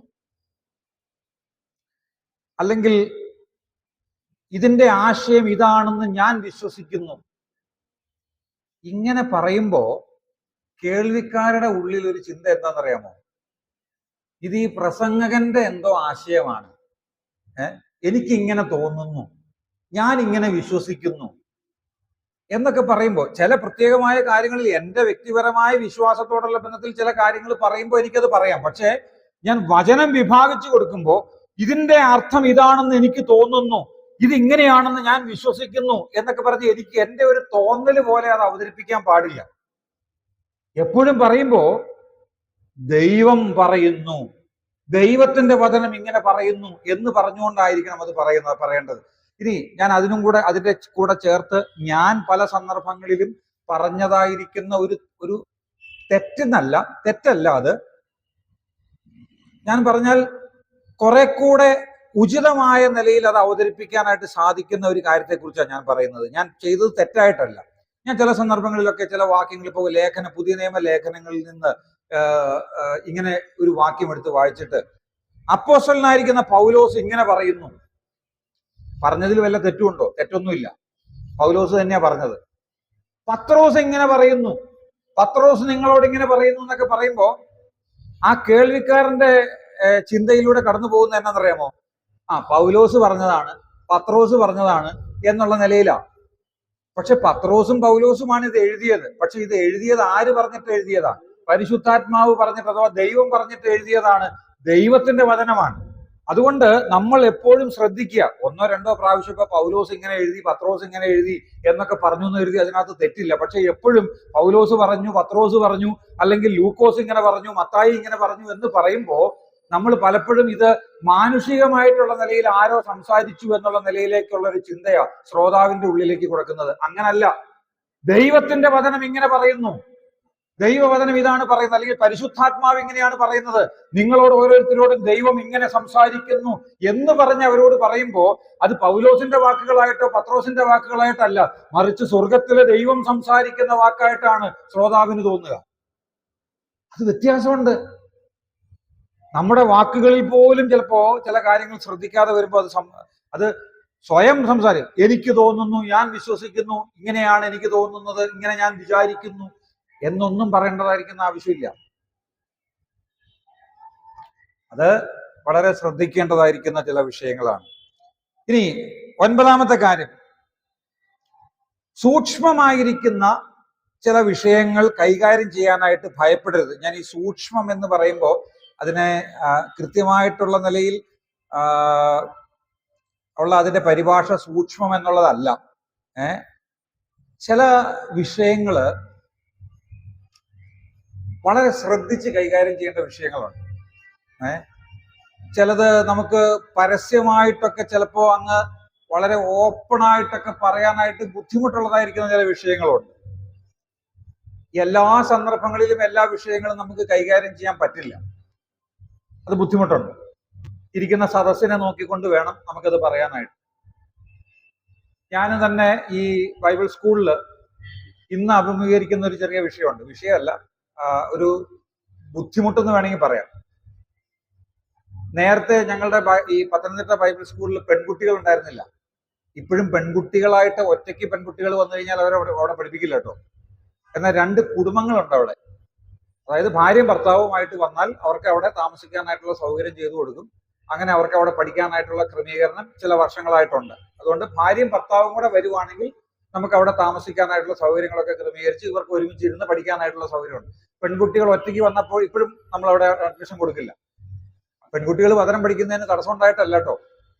കാരണം അതിനുള്ള ഒരു ക്രമീകരണം ഒരുക്കാനായിട്ടുള്ള ബുദ്ധിമുട്ട് കൊണ്ടാണ്. അല്ലാതെ കാരണം അങ്ങനെ പെൺകുട്ടികൾ വന്നു കഴിയുമ്പോൾ നമുക്ക് പിന്നെ കൂടുതലായിട്ടുള്ള നിലയിൽ അവിടെ ആളുകളെ ചുമതലപ്പെടുത്തണം, അതിന് കുറച്ചുകൂടെ ശ്രദ്ധ വേണം, ഇങ്ങനെയൊക്കെയുള്ള കാര്യങ്ങൾ ഉള്ളത് കൊണ്ടാണ്. അല്ലാതെ പെൺകുട്ടികൾ പഠനം പഠിക്കുന്നതിന് വിരോധം ഉണ്ടായിട്ടല്ല. അപ്പോ ഞാൻ പറഞ്ഞത്, ഞാൻ ഈ ക്രിസ്ത്യൻ എത്തിക്സ് എന്നുള്ള വിഷയം മുൻപ് പഠിപ്പിച്ചുകൊണ്ടിരുന്ന സമയത്ത് ഈ ആൺകുട്ടികൾ മാത്രം ഉള്ളപ്പോൾ ചില വിഷയങ്ങളൊക്കെ വളരെ ഓപ്പൺ ആയിട്ട് ഡിസ്കസ് ചെയ്യുമായിരുന്നു. അവർ മാത്രമല്ലേ ഉള്ളൂ. അപ്പൊ നമുക്കത് ആ നിലയിൽ സ്വാതന്ത്ര്യത്തോടു കൂടെ ഡിസ്കസ് ചെയ്യാം. പക്ഷെ ഇന്നത് പറ്റില്ല. എന്തുകൊണ്ടാ? ആ പെൺകുട്ടികൾ അവിടെ ഉള്ളതുകൊണ്ട്. സഹോദരന്മാർ മാത്രം ഇരിക്കുന്ന ഒരു സദസ്സിൽ ഡിസ്കസ് ചെയ്യുന്ന വിഷയങ്ങളെല്ലാം സഹോദരിമാരും കൂടെ ഇരിക്കുന്ന സ്ഥലത്ത് സംസാരിക്കാൻ പറ്റില്ല. അപ്പൊ അങ്ങനെയുള്ള വിഷയങ്ങള് സംസാരിക്കുമ്പോൾ നമ്മൾ ശ്രദ്ധിക്കണം. ഞമ്മൾ പറഞ്ഞത് സൂക്ഷ്മമായിരിക്കുന്ന വിഷയങ്ങൾ കൈകാര്യം ചെയ്യാൻ ഭയപ്പെടരുതെന്നാ പറഞ്ഞത്. എന്ന് പറഞ്ഞാൽ അത് വിഷയം സംസാരിക്കരുതെന്നല്ല. ഇവിടെ ഇന്ന സഹോദരിമാരുണ്ട്, അതുകൊണ്ട് ഈ വിഷയം നമുക്കിന്ന് സംസാരിക്കണ്ട എന്ന് പറയരുത്.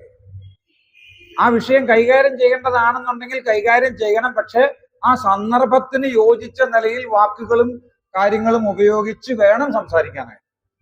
അങ്ങനെയൊക്കെ സംസാരിക്കാത്തത് കൊണ്ടൊക്കെ പല പ്രശ്നങ്ങളിലേക്ക് പോയ പല പ്രസംഗകരെ നമുക്കറിയാം. സന്ദർഭത്തിന് യോജിക്കാത്ത നിലയിൽ അനാവശ്യമായിട്ട് വാക്കുകൾ ഉപയോഗിച്ച് ചില സാഹചര്യങ്ങളിൽ നമുക്ക് ചില വിഷയങ്ങൾ സംസാരിക്കേണ്ടതുണ്ട്. അവർക്ക് ആ സാഹചര്യങ്ങളിൽ സംസാരിക്കാം. ഇപ്പൊ ഒരു കൗൺസിലിങ്ങിന് വേണ്ടിയിട്ടുള്ളതായിരിക്കുന്ന ഒരു ക്ലാസ് നമ്മൾ എടുക്കുകയാണ്. ആ കൗൺസിലിങ്ങിന്റെ ക്ലാസ്സിനകത്ത് ചിലപ്പം ചില വിഷയങ്ങളൊക്കെ വളരെ വിശാലമായിട്ടുള്ള നിലയിൽ ചിലപ്പോൾ കൈകാര്യം ചെയ്യേണ്ടി വരും. സ്ത്രീ പുരുഷ ശാരീരിക ബന്ധത്തെക്കുറിച്ച് ചില വിഷയങ്ങൾ സംസാരിക്കേണ്ടി വന്നു കഴിഞ്ഞാൽ ചിലപ്പോൾ ഇവർ രണ്ടുപേരെങ്കിലും കൂടി ഇരുത്തിക്കൊണ്ട് ചിലപ്പോൾ സംസാരിക്കേണ്ടി വരും.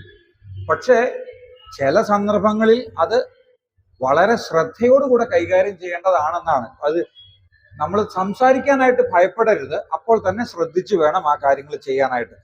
ചില സൂക്ഷ്മമായിരിക്കുന്ന വിഷയങ്ങള്, ചില വളരെ എന്താ പറയുന്ന ചില വിഷയങ്ങൾ വൈകാരികമായിട്ടും ഒക്കെ ഉള്ളതായിരിക്കുന്ന, ചില നൈതികമായിരിക്കുന്ന ധാർമ്മികമായിരിക്കുന്ന വിഷയങ്ങളൊക്കെ കൈകാര്യം ചെയ്യപ്പെടണം. അത് സംസാരിക്കാതെ പോകുന്നതും അപകടകരമാണ്. ഇപ്പൊ ഞാൻ പറയാം, അതായത് ഈ നമ്മുടെയൊക്കെ ചെറുപ്പക്കാരുടെ ഇടയിൽ നമ്മൾ ചില വിഷയങ്ങളൊന്നും കൈകാര്യം ചെയ്യാനായിട്ട് ഒരു കാലത്ത് ഭയപ്പെട്ടിരുന്നത് നിമിത്തം അവരുടെയൊക്കെ മനസ്സിനകത്ത് ആ വിഷയങ്ങളെ കുറിച്ച് വളരെ തെറ്റിദ്ധാരണകളുണ്ട്. സ്ത്രീ പുരുഷ ബന്ധത്തെ കുറിച്ചൊക്കെ വളരെ തെറ്റിദ്ധാരണകൾ ചെറുപ്പക്കാരുടെ ഇടയിൽ അത് മുഖാന്തരം വന്നുകൂടിയിട്ടുണ്ട്. ചില വിഷയങ്ങൾ പറഞ്ഞു കൊടുക്കേണ്ടത് പറഞ്ഞു കൊടുത്തേ പറ്റുള്ളൂ. ഞാൻ ഈ കഴിഞ്ഞ കുറെ വർഷങ്ങൾ കൊണ്ട്, അതായത് ഇപ്പം വിവാഹ ശുശ്രൂഷകൾ നടത്തുന്ന സമയത്ത് ഏതാണ്ട് ഒരു 10-15 വിവാഹ ശുശ്രൂഷകൾ ഇതിനകം ഞാൻ നടത്തിയിട്ടുണ്ട്. ആ 15 വിവാഹ ശുശ്രൂഷകൾ നടത്തിയതിലും ഞാൻ ഈ വിവാഹം കഴിക്കാൻ പോകുന്നതായിരിക്കുന്ന ഈ അതായത് പുരുഷനെയും സ്ത്രീയെയും, അതായത് ചെറുക്കനെയും പെണ്ണിനെയും നമ്മൾ പറയുമ്പോൾ ആ പ്രതിശ്രുത വരനെയും വധുവിനെയും വിവാഹത്തിന് മുൻപ് എൻ്റെ മുൻപിൽ അവരെ ഈ നിലയിൽ നമുക്ക് നേരിട്ട് കാണാനായിട്ട് സാധ്യതയുള്ള സാഹചര്യമാണെങ്കിൽ അങ്ങനെ വിളിച്ചു വരുത്തി അവരോട് ചില കാര്യങ്ങൾ ഓപ്പണായിട്ട് തന്നെ സംസാരിക്കും. ഇനി അഥവാ അങ്ങനെ കാണാനായിട്ട് സാധിക്കാത്ത സാഹചര്യമാണെങ്കിൽ ഇന്ന് നമുക്ക് പലതരത്തിലുള്ള സാങ്കേതിക വിദ്യ ഉപയോഗപ്പെടുത്തിക്കൊണ്ട് അവരെ ഞാൻ സൂമിലോ അല്ലെങ്കിൽ ഈവൻ വാട്സാപ്പിൽ തന്നെ നമുക്ക് ഗ്രൂപ്പ് കോൾ ചെയ്താൽ മതി ഒരുമിച്ച് കിട്ടാനായിട്ട്. ചില മണിക്കൂറുകൾ, ചില ദിവസങ്ങൾ ഒരുമിച്ചിരുന്ന് ഈ വിഷയങ്ങൾ സംസാരിച്ച് പ്രാർത്ഥിച്ച് ഈ കാര്യങ്ങൾ അല്ലെങ്കിൽ ആ കാര്യങ്ങളെ ബോധ്യപ്പെടുത്തിയതിന് ശേഷം മാത്രമാ ഈ വിവാഹ ശുശ്രൂഷയിലേക്ക് പ്രവേശിക്കുക. അല്ലാതെ ഞാൻ എപ്പോഴും പറയാറുള്ളത് പോലെ ചെറുക്കനെയും പെണ്ണിനെയും കൊണ്ട് സ്റ്റേജിൽ ഇരുത്തിയല്ല വിവാഹ ജീവിതത്തിന്റെ ഉത്തരവാദിത്തങ്ങളെ കുറിച്ച് അവർക്ക് ക്ലാസ് എടുക്കേണ്ടത്. ആ ക്ലാസ്സുകളെല്ലാം എടുത്ത് ഇവർക്ക് രണ്ടുപേർക്കും സമ്മതമാണെന്നുണ്ടെങ്കിൽ ഇവിടെ വന്ന് ഇരുന്നാൽ മതി എന്നാണ് ഞാൻ പറയുന്നത്. അല്ലാണ്ട് ഇവിടെ വന്നേച്ച് പറയാണ് ഇന്ന നിലയിൽ നിങ്ങൾക്ക് ചെയ്യണം. അപ്പൊ ഒരാൾ പറയാം എനിക്ക് ഇതിനൊന്നും സമ്മതമല്ല എന്ന് പറഞ്ഞാൽ, സമ്മതമാണെന്നുണ്ടെങ്കിൽ ഇങ്ങോട്ട് വന്നാൽ മതി എന്ന്. സമ്മതമാണെങ്കിൽ ഇവിടെ വന്ന് ഇരുന്നാൽ മതി. ആ സമ്മതമൊക്കെ ചോദിച്ച് ഈ കാര്യങ്ങളൊക്കെ ബോധ്യപ്പെടുത്തിയതിന് ശേഷം മാത്രമേ ഇവിടെ കൊണ്ടുവരാവുള്ളൂ. ഇവിടെ വന്നതിന് ശേഷമല്ല പിന്നെ പ്രസംഗിച്ച് ഇതൊക്കെ പഠിപ്പിക്കുന്നത്. അപ്പോ ഈ സന്ദർഭമൊക്കെ ഞാൻ ഈ കാര്യങ്ങൾ പറയുമ്പോൾ ഒരു കാര്യം ശ്രദ്ധിക്കണം. നമ്മുടെ ഇടയിലുള്ള പ്രത്യേകിച്ച് ഈ വേർപെട്ട സമൂഹങ്ങളുടെ ഒക്കെ ഇടയിൽ നടക്കുന്നതായിരിക്കുന്ന വിവാഹ ശുശ്രൂഷകൾ, അതുപോലെ തന്നെ ശവസംസ്കാര ശുശ്രൂഷകളിലൊക്കെ വളരെ അധിക പ്രസംഗങ്ങൾ നടക്കാറുണ്ട്. എന്താ ഞാൻ പറഞ്ഞതിന്റെ അർത്ഥം? അവിടെ നടക്കുന്ന പ്രസംഗങ്ങൾ പലതും അധിക പ്രസംഗങ്ങളാണ്. എന്താണ് അധിക പ്രസംഗം എന്ന് പറയാൻ കാരണം? ചെറുക്കന്റെ ഭാഗത്തുനിന്ന് ഒരാൾ, പെണ്ണിന്റെ ഭാഗത്തുനിന്ന് ഒരാൾ, പിന്നെ വിവാഹം നടത്തുന്ന ആളുടെ വക വേറെ ഒരു പ്രസംഗം. ഇതൊക്കെ ഈ കേട്ടിരിക്കുന്നതായിരിക്കുന്ന ആൾക്കാർക്ക് മുഷിപ്പുണ്ടാക്കുന്ന കാര്യങ്ങളാണ്. ഇവിടെയൊക്കെ നമ്മൾ വളരെ ശ്രദ്ധിക്കേണ്ടതായിരിക്കുന്ന കാലം അതിക്രമിച്ചു. അതുപോലെ തന്നെ ഈ ശവസംസ്കാര ശുശ്രൂഷകൾ നടക്കുന്നിടത്ത് വന്നതായിരിക്കും അനുസ്മരണങ്ങൾ അനാവശ്യമായിട്ടുള്ള നിലയിൽ ഇങ്ങനെ നീട്ടി നീട്ടി നീട്ടി നീട്ടി പ്രസംഗിച്ചു കൊണ്ടുപോയി ആളുകളെ മുഷിപ്പിക്കുന്ന തരത്തിലും, മാത്രമല്ല ഞാൻ പറയുന്നത് ആ സന്ദർഭത്തിന്റെ ലക്ഷ്യത്തെ വരെ നഷ്ടപ്പെടുത്തി കളയുന്ന അല്ലെങ്കിൽ വ്യതിചലിപ്പിക്കുന്ന തരത്തിലല്ലേ പലപ്പോഴും കാര്യങ്ങൾ ചെയ്യുന്നത്. ഏതൊരു ശുശ്രൂഷയിലും ദൈവനാമം മഹത്വപ്പെടണം എന്നുള്ളതാണ് നമ്മുടെ ലക്ഷ്യം. പക്ഷെ ഇവിടെ പലപ്പോഴും ഈ ശവസംസ്കാര ശുശ്രൂഷയിൽ ദൈവം മഹത്വപ്പെടുന്നതിന് പകരം ആ മരിച്ച ആളുടെ മഹത്വമാണ് അവിടെ ഏറ്റവും കൂടുതൽ വെളിപ്പെടുന്നത്. അതൊക്കെ തെറ്റാണ്. അങ്ങനെയല്ല ആ കാര്യങ്ങൾ ചെയ്യേണ്ടത്. നമ്മുടെ വേണ്ടപ്പെട്ടതായിരിക്കുന്ന ഒരാളെ കുറിച്ച് ആൾക്കാർ വന്ന് നല്ലത് പറയുന്നത് നമുക്ക് ഇഷ്ടമാണ്. ആർക്കും ഇഷ്ടമല്ലാത്ത? എല്ലാവർക്കും ഇഷ്ടമാണ്. നമുക്ക് വേണ്ടപ്പെട്ടതായിരിക്കുന്ന ഒരാളെ കുറിച്ച് എല്ലാവരും വന്ന് നല്ലതൊക്കെ പറയും. ഈ മരിക്കുന്നിടത്ത് വന്ന് ആരെങ്കിലും കുറ്റം പറഞ്ഞു കേട്ടിട്ടുണ്ടോ? മരിച്ച ആളെ കുറിച്ച് ഈ മരിച്ചു കിടക്കുന്ന പുള്ളി അങ്ങനത്തെ ദുഷ്ടനായിരുന്നു, വക്രത പ്രവർത്തിക്കുന്നവനായിരുന്നു, കണ്ണി ചോരയില്ലാത്തവനായിരുന്നു എന്നൊക്കെ ആരെങ്കിലും പറഞ്ഞു കേട്ടിട്ടുണ്ടോ? ഇല്ലാത്തത് മുഴുവൻ വന്ന് പറയുന്ന സമയമാണ് നേരം അല്ലേ? അത് നമ്മൾ പലപ്പോഴും ശ്രദ്ധിച്ചിട്ടുണ്ട്. ഈ അനുസ്മരണത്തിനകത്ത് പലതും പറയുന്ന കാര്യങ്ങളൊന്നും ഉള്ളതൊന്നുമല്ല. ഇല്ലെങ്കിൽ പോലും എന്തെങ്കിലുമൊക്കെ ഉണ്ടാക്കിക്കൊണ്ടെന്ന് പറയുന്ന ഒരു സമയമാണ്. എന്തിന് ഈ ആവശ്യമില്ലാത്ത കാര്യങ്ങൾക്കൊക്കെ സമയം കൊടുക്കുന്നത്? അപ്പോ ഇങ്ങനെയുള്ള പല വിഷയങ്ങള് സന്ദർഭത്തിന് ഉള്ള നിലയിൽ യോജിക്കാതെ പലപ്പോഴും നമ്മൾ കൈകാര്യം ചെയ്യാറുണ്ട്. ഞാൻ പറയുന്നത് ചില വിഷയങ്ങൾ പറയാനായിട്ട് നമ്മൾ തയ്യാറാകുമ്പോൾ തന്നെ നമ്മൾ ആ വിഷയത്തിൽ ഒതുങ്ങി നിൽക്കാനായിട്ട് നമുക്കിടയാകും. ഓക്കെ, 10ാമത്തെ കാര്യം എന്ന് പറയുന്നത് വളരെ ഗൗരവമുള്ള ചില കാര്യങ്ങൾ സംസാരിക്കുമ്പോൾ, ഗൗരവമുള്ളതായിരിക്കുന്ന ചില കാര്യങ്ങൾ പറയുമ്പോൾ അതിനെ ചോദ്യം പോലെയുള്ള അല്ലെങ്കിൽ ചില ചോദ്യങ്ങളിൽ അവസാനിപ്പിക്കരുത്. അതായത് നമ്മൾ വളരെ വ്യക്തമായിട്ട് പറയേണ്ടതായിരിക്കുന്ന കാര്യങ്ങള് ചിലപ്പോൾ ചില ആൾക്കാർ ചോദ്യ രൂപത്തിൽ ചോദ്യ രൂപത്തിൽ പറഞ്ഞങ്ങ് അവസാനിപ്പിക്കും. ഇങ്ങനെ വേണം എന്ന് പറയേണ്ടതിന് പകരം അതൊരു ചോദ്യ രൂപത്തിൽ എന്ന് പറഞ്ഞാൽ അങ്ങനെ ചെയ്യുന്നതല്ലേ നല്ലത്, ഇങ്ങനെ ചെയ്യുന്നതല്ലേ നല്ലത്, അങ്ങനെയാണെങ്കിൽ അത് ശരിയാണോ, ഇങ്ങനെയാണെങ്കിൽ ശരിയാണോ എന്നൊക്കെ ചോദിച്ച് അവസാനിപ്പിക്കുമ്പോൾ ആ പ്രസംഗകൻ പറയാനായിട്ട് ഉദ്ദേശിച്ച പോയിന്റ് ഈ കേൾവിക്കാരനിലേക്ക് വരുന്നില്ല. അങ്ങനെയാണോ ഇങ്ങനെയാണോ എന്ന് ചോദിച്ചുകൊണ്ടിരിക്കുകയുള്ളൂ. അതായത് ഗൗരവമുള്ളതായിരിക്കുന്ന ചില കാര്യങ്ങൾ അത് പ്രഖ്യാപന സ്വഭാവമുള്ളതായിരിക്കുന്ന കാര്യമാണ്.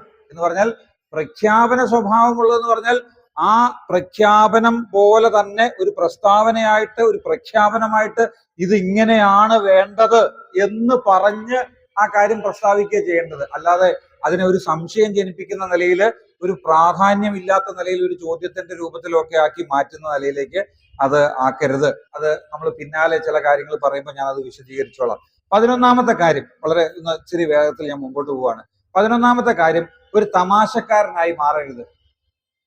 മുൻപ് പറഞ്ഞ കാര്യമാണ്, ഞാൻ ആവർത്തിക്കുന്നില്ല. തമാശക്കാരനായി മാറരുത്. തമാശ പറയാം, നർമ്മം ആവശ്യത്തിന് ഉപയോഗിക്കാം, പക്ഷെ തമാശകൾ പറഞ്ഞ് ഒരു കോമഡിക്കാരനായിട്ട് സ്റ്റേജിൽ മാറരുത്.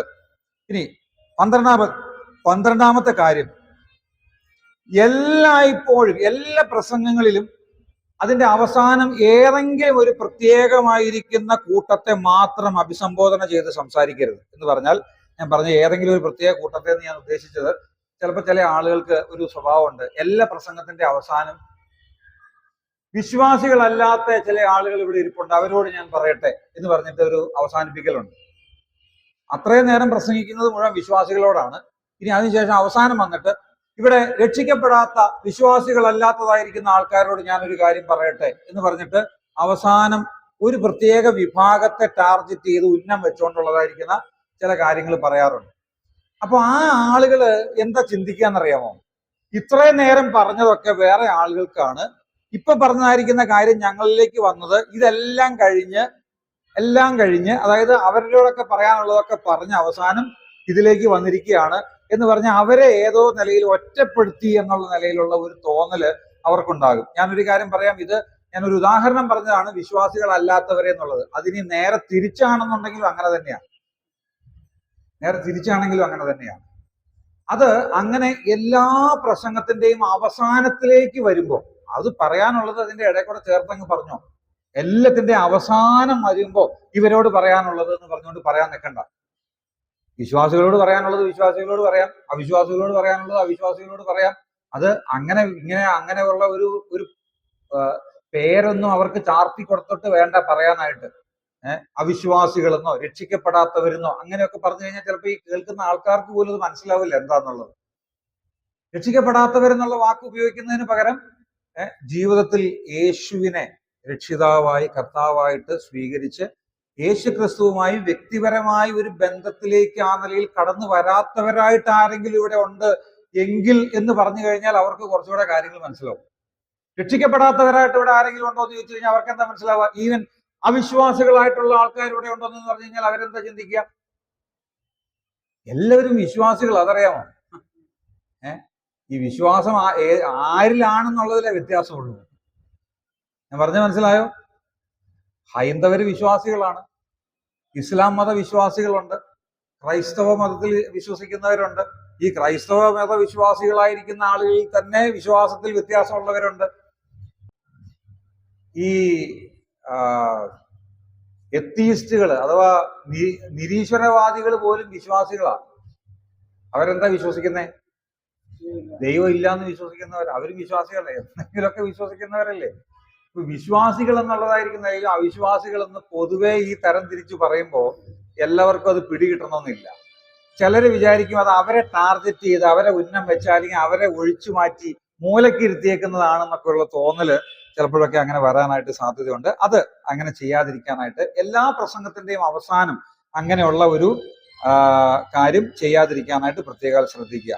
ഇനി രണ്ട് കാര്യം കൂടെ പറഞ്ഞ് ഞാൻ ഇന്നത്തെ ക്ലാസ് അവസാനിപ്പിക്കുകയാണ്. അടുത്ത പാഠത്തിലേക്ക് വരാനായിട്ടുള്ള സമയം, അടുത്ത പാഠം കൂടെ ചെയ്യണമെന്ന് എനിക്കുണ്ടായിരുന്നു, പക്ഷെ അതിൽ സമയമില്ല. നമുക്ക് അടുത്ത ദിവസത്തെ ക്ലാസ്സിൽ ചെയ്യാം.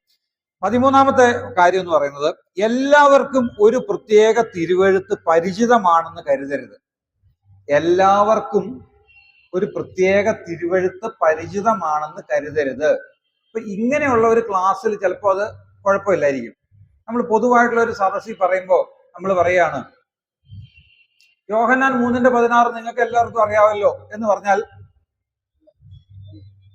ചിലപ്പോൾ എല്ലാവർക്കും അറിഞ്ഞൊന്നും വരില്ല. എനിക്കറിയായിരിക്കും, അവിടെ കൂടിയിരിക്കുന്ന ബഹുഭൂരിപക്ഷം ആളുകൾക്കും അറിയായിരിക്കും യോഹന്നാൻ 3:16 എന്താന്നുള്ളത്. പക്ഷെ എല്ലാവർക്കും അത് അറിയണമെന്നില്ല. അല്ലെങ്കിൽ സങ്കീർത്തനം 23:1 നമുക്ക് എല്ലാവർക്കും അറിയാമല്ലോ. ഇല്ല, എല്ലാവർക്കും അറിയില്ല. ചിലപ്പോൾ സഭയിൽ കൂടിയിരിക്കുന്ന സമയത്തൊക്കെ ചിലപ്പോൾ അത് സംസാരിക്കാം. നമ്മുടെ സന്ദർഭം നോക്കിയിട്ട് വേണം അത് പറയാനെന്നാണ് ഞാൻ പറഞ്ഞത് കേട്ടോ. എല്ലാവർക്കും ഒരു പ്രത്യേക തിരുവെഴുത്ത് പരിചിതമാണെന്ന് കരുതരുത്. കാരണം ഈ ബൈബിളുമായിട്ട് എല്ലാവർക്കും ഒരേപോലെ അല്ല പരിചയം. പലർക്കും പല നിലയിലാണ്. ക്രിസ്തീയ കുടുംബത്തിൽ ജനിച്ചു വളർത്തപ്പെട്ടതായിരിക്കുന്ന ആളുകൾക്ക് പോലും പലരും ബൈബിൾ വായിച്ചിട്ടില്ലാത്തവരുണ്ട്. അവസാനത്തേത് 14ാമത്തെ കാര്യം, ഒരു വിഷയത്തിൽ നിങ്ങളുടെ പരിചയക്കുറവിനെയോ പൂർണ്ണമായ അറിവില്ലായ്മയെ കുറിച്ച് ക്ഷമാപണം ചെയ്യരുത്. എന്ന് പറഞ്ഞാൽ ഒരു വിഷയത്തിൽ നിങ്ങളുടെ പരിചയക്കുറവിനെയോ നിങ്ങളുടെ അറിവില്ലായ്മയോ കുറിച്ച് ക്ഷമാപണം ചെയ്യരുത് എന്ന് പറഞ്ഞാൽ, അയ്യോ എനിക്ക് ഈ വിഷയത്തെക്കുറിച്ച് വേണ്ടത്ര അറിവില്ല, അതുകൊണ്ട് നിങ്ങൾ ക്ഷമിക്കണം എന്ന് പറയുന്നതായിരിക്കുന്ന നിലയിലേക്ക് നമ്മൾ ചെയ്യരുത്. എന്ന് പറഞ്ഞാൽ അതിന്റെ ആശയം ഇതാണ്, ചില കാര്യങ്ങൾ അറിയില്ല എന്ന് പറയുന്നത് ആവശ്യങ്ങളിൽ നമുക്കിപ്പം ഒരാളൊരു ചോദ്യം ചോദിക്കുകയാണ്, ചോദ്യം ചോദിക്കുന്ന സമയത്ത് നമുക്ക് അറിയില്ലെങ്കിൽ നമുക്ക് അറിയില്ല എന്ന് തന്നെ പറയാം. പക്ഷേ നമ്മളൊരു കാര്യം പ്രസംഗിക്കാനായിട്ട് വന്ന് നിൽക്കുന്ന സമയത്ത് എനിക്കിന്ന് വേണ്ടത്ര നില, ഞാൻ അത് ആദ്യം പറഞ്ഞു, ഞാൻ ഇന്ന് വേണ്ടത്ര നിലയിൽ ഉള്ള തയ്യാറെടുപ്പ് കൂടാതെയാണ് വന്നത്, അതുകൊണ്ട് നിങ്ങൾ ക്ഷമിക്കണം. ഇത് നമ്മൾ തുടക്കത്തിൽ തന്നെ പറഞ്ഞാൽ എന്ത് സംഭവിക്കും എന്നറിയാമോ? കേട്ടിരിക്കുന്ന ആൾ എന്താ ചിന്തിക്കുക? ഈ പുള്ളി ഇന്ന് വലിയ തയ്യാറെടുപ്പൊന്നും കൂടാണ്ട്, പ്രിപ്പറേഷൻ ഒന്നും കൂടാണ്ട് ഒരുങ്ങാണ്ടാ വന്നേക്കണേ, അതുകൊണ്ട് വലിയ കാര്യമായിട്ടൊന്നും പ്രതീക്ഷിക്കണ്ട എന്നുള്ള ചിന്തയില ഈ ആള് ഇത് കേൾക്കുമ്പോൾ തന്നെ ഇരിക്കും. ഇതിന്റെ ഒന്നും ഒരു ആവശ്യമില്ല. നമ്മൾ ഈ നെഗറ്റീവായിട്ടുള്ള കാര്യം ഇതിന്റെ തുടക്കത്തിൽ തന്നെ കൊണ്ടു ചെന്ന് കൊടുത്തു കഴിഞ്ഞാൽ അതായത് നമുക്ക് ഒരു പ്രസംഗകനിൽ എപ്പോഴും ഒരു ആത്മവിശ്വാസം ഉണ്ടാകണം. ഞാൻ പറയുന്ന കാര്യത്തെക്കുറിച്ച് ഞാൻ അതിനെക്കുറിച്ച് മനസ്സിലാക്കി അത് നിങ്ങളോട് പറയാൻ വേണ്ടിയിട്ടാണ് വന്നിരിക്കുന്നത്. എന്നാൽ അതിനെക്കുറിച്ച് എനിക്ക് അറിവില്ല, എനിക്ക് അതിനെക്കുറിച്ചുള്ളതായിരിക്കുന്ന കാര്യങ്ങൾ മനസ്സിലാക്കാനായിട്ട് എനിക്ക് അതിനുള്ളതായിരിക്കുന്ന സമയം എടുത്തിട്ടില്ല എന്നൊക്കെ പറയുമ്പോൾ അവർ ചിന്തിക്കും നമ്മൾ വേണ്ടത്ര തയ്യാറെടുപ്പൊന്നും ഇല്ലാതെ, ഇതിനെക്കുറിച്ച് വലിയ പരിജ്ഞാനമൊന്നും ഇല്ലാതെ വന്നേക്കുന്നതാണ്. പ്രസംഗിക്കുന്ന ആൾക്ക് തന്നെ അതിനെക്കുറിച്ച് വലിയ ബോധ്യമില്ല. അങ്ങനെയുള്ള ഒരു സാഹചര്യത്തിൽ ഇനിയിപ്പോൾ കൂടുതലൊന്നും പ്രതീക്ഷിക്കാനില്ല എന്നുള്ള മട്ടില് അവരിയ്ക്കും. അതുണ്ടാകരുത്. അതുകൊണ്ട് അങ്ങനെയുള്ള നിലയിലുള്ള കാര്യങ്ങളൊന്നും പറയരുത്. അപ്പൊ നമ്മൾ ഇന്ന് ആദ്യത്തെ ക്ലാസ്സിൽ ഒരു പ്രസംഗകൻ ചെയ്യേണ്ടതായിരിക്കുന്ന കുറെ കാര്യങ്ങളെ കുറിച്ച് നമ്മൾ ചില കാര്യങ്ങൾ പറഞ്ഞു. രണ്ടാമത്തെ ക്ലാസ്സിൽ ചെയ്യരുതാത്തതായ ചില കാര്യങ്ങളെ കുറിച്ചും പറഞ്ഞു. ഇത് നമ്മുടെ ഓരോ സന്ദേശത്തിലും ഓരോ സന്ദർഭത്തിലും വളരെ ശ്രദ്ധിക്കേണ്ടതാണ്. ഈ കാര്യങ്ങളൊക്കെ നമ്മൾ വളരെ സൂക്ഷ്മതയോടുകൂടെ ശ്രദ്ധിച്ചാൽ നമുക്ക് അതിൻ്റെതായിരിക്കുന്ന നിലയിലുള്ള പ്രയോജനം നമ്മുടെ പ്രസംഗത്തിൽ ലഭിക്കും. അങ്ങനെ നല്ല സന്ദേശങ്ങൾ കൊടുക്കാനായിട്ട് കർത്താവ് നമ്മെ ആ നിലയിൽ സഹായിക്കട്ടെ. ആർക്കെങ്കിലും ഒരാൾക്ക് പ്രാർത്ഥിച്ച് ക്ലാസ് അവസാനിപ്പിക്കാം.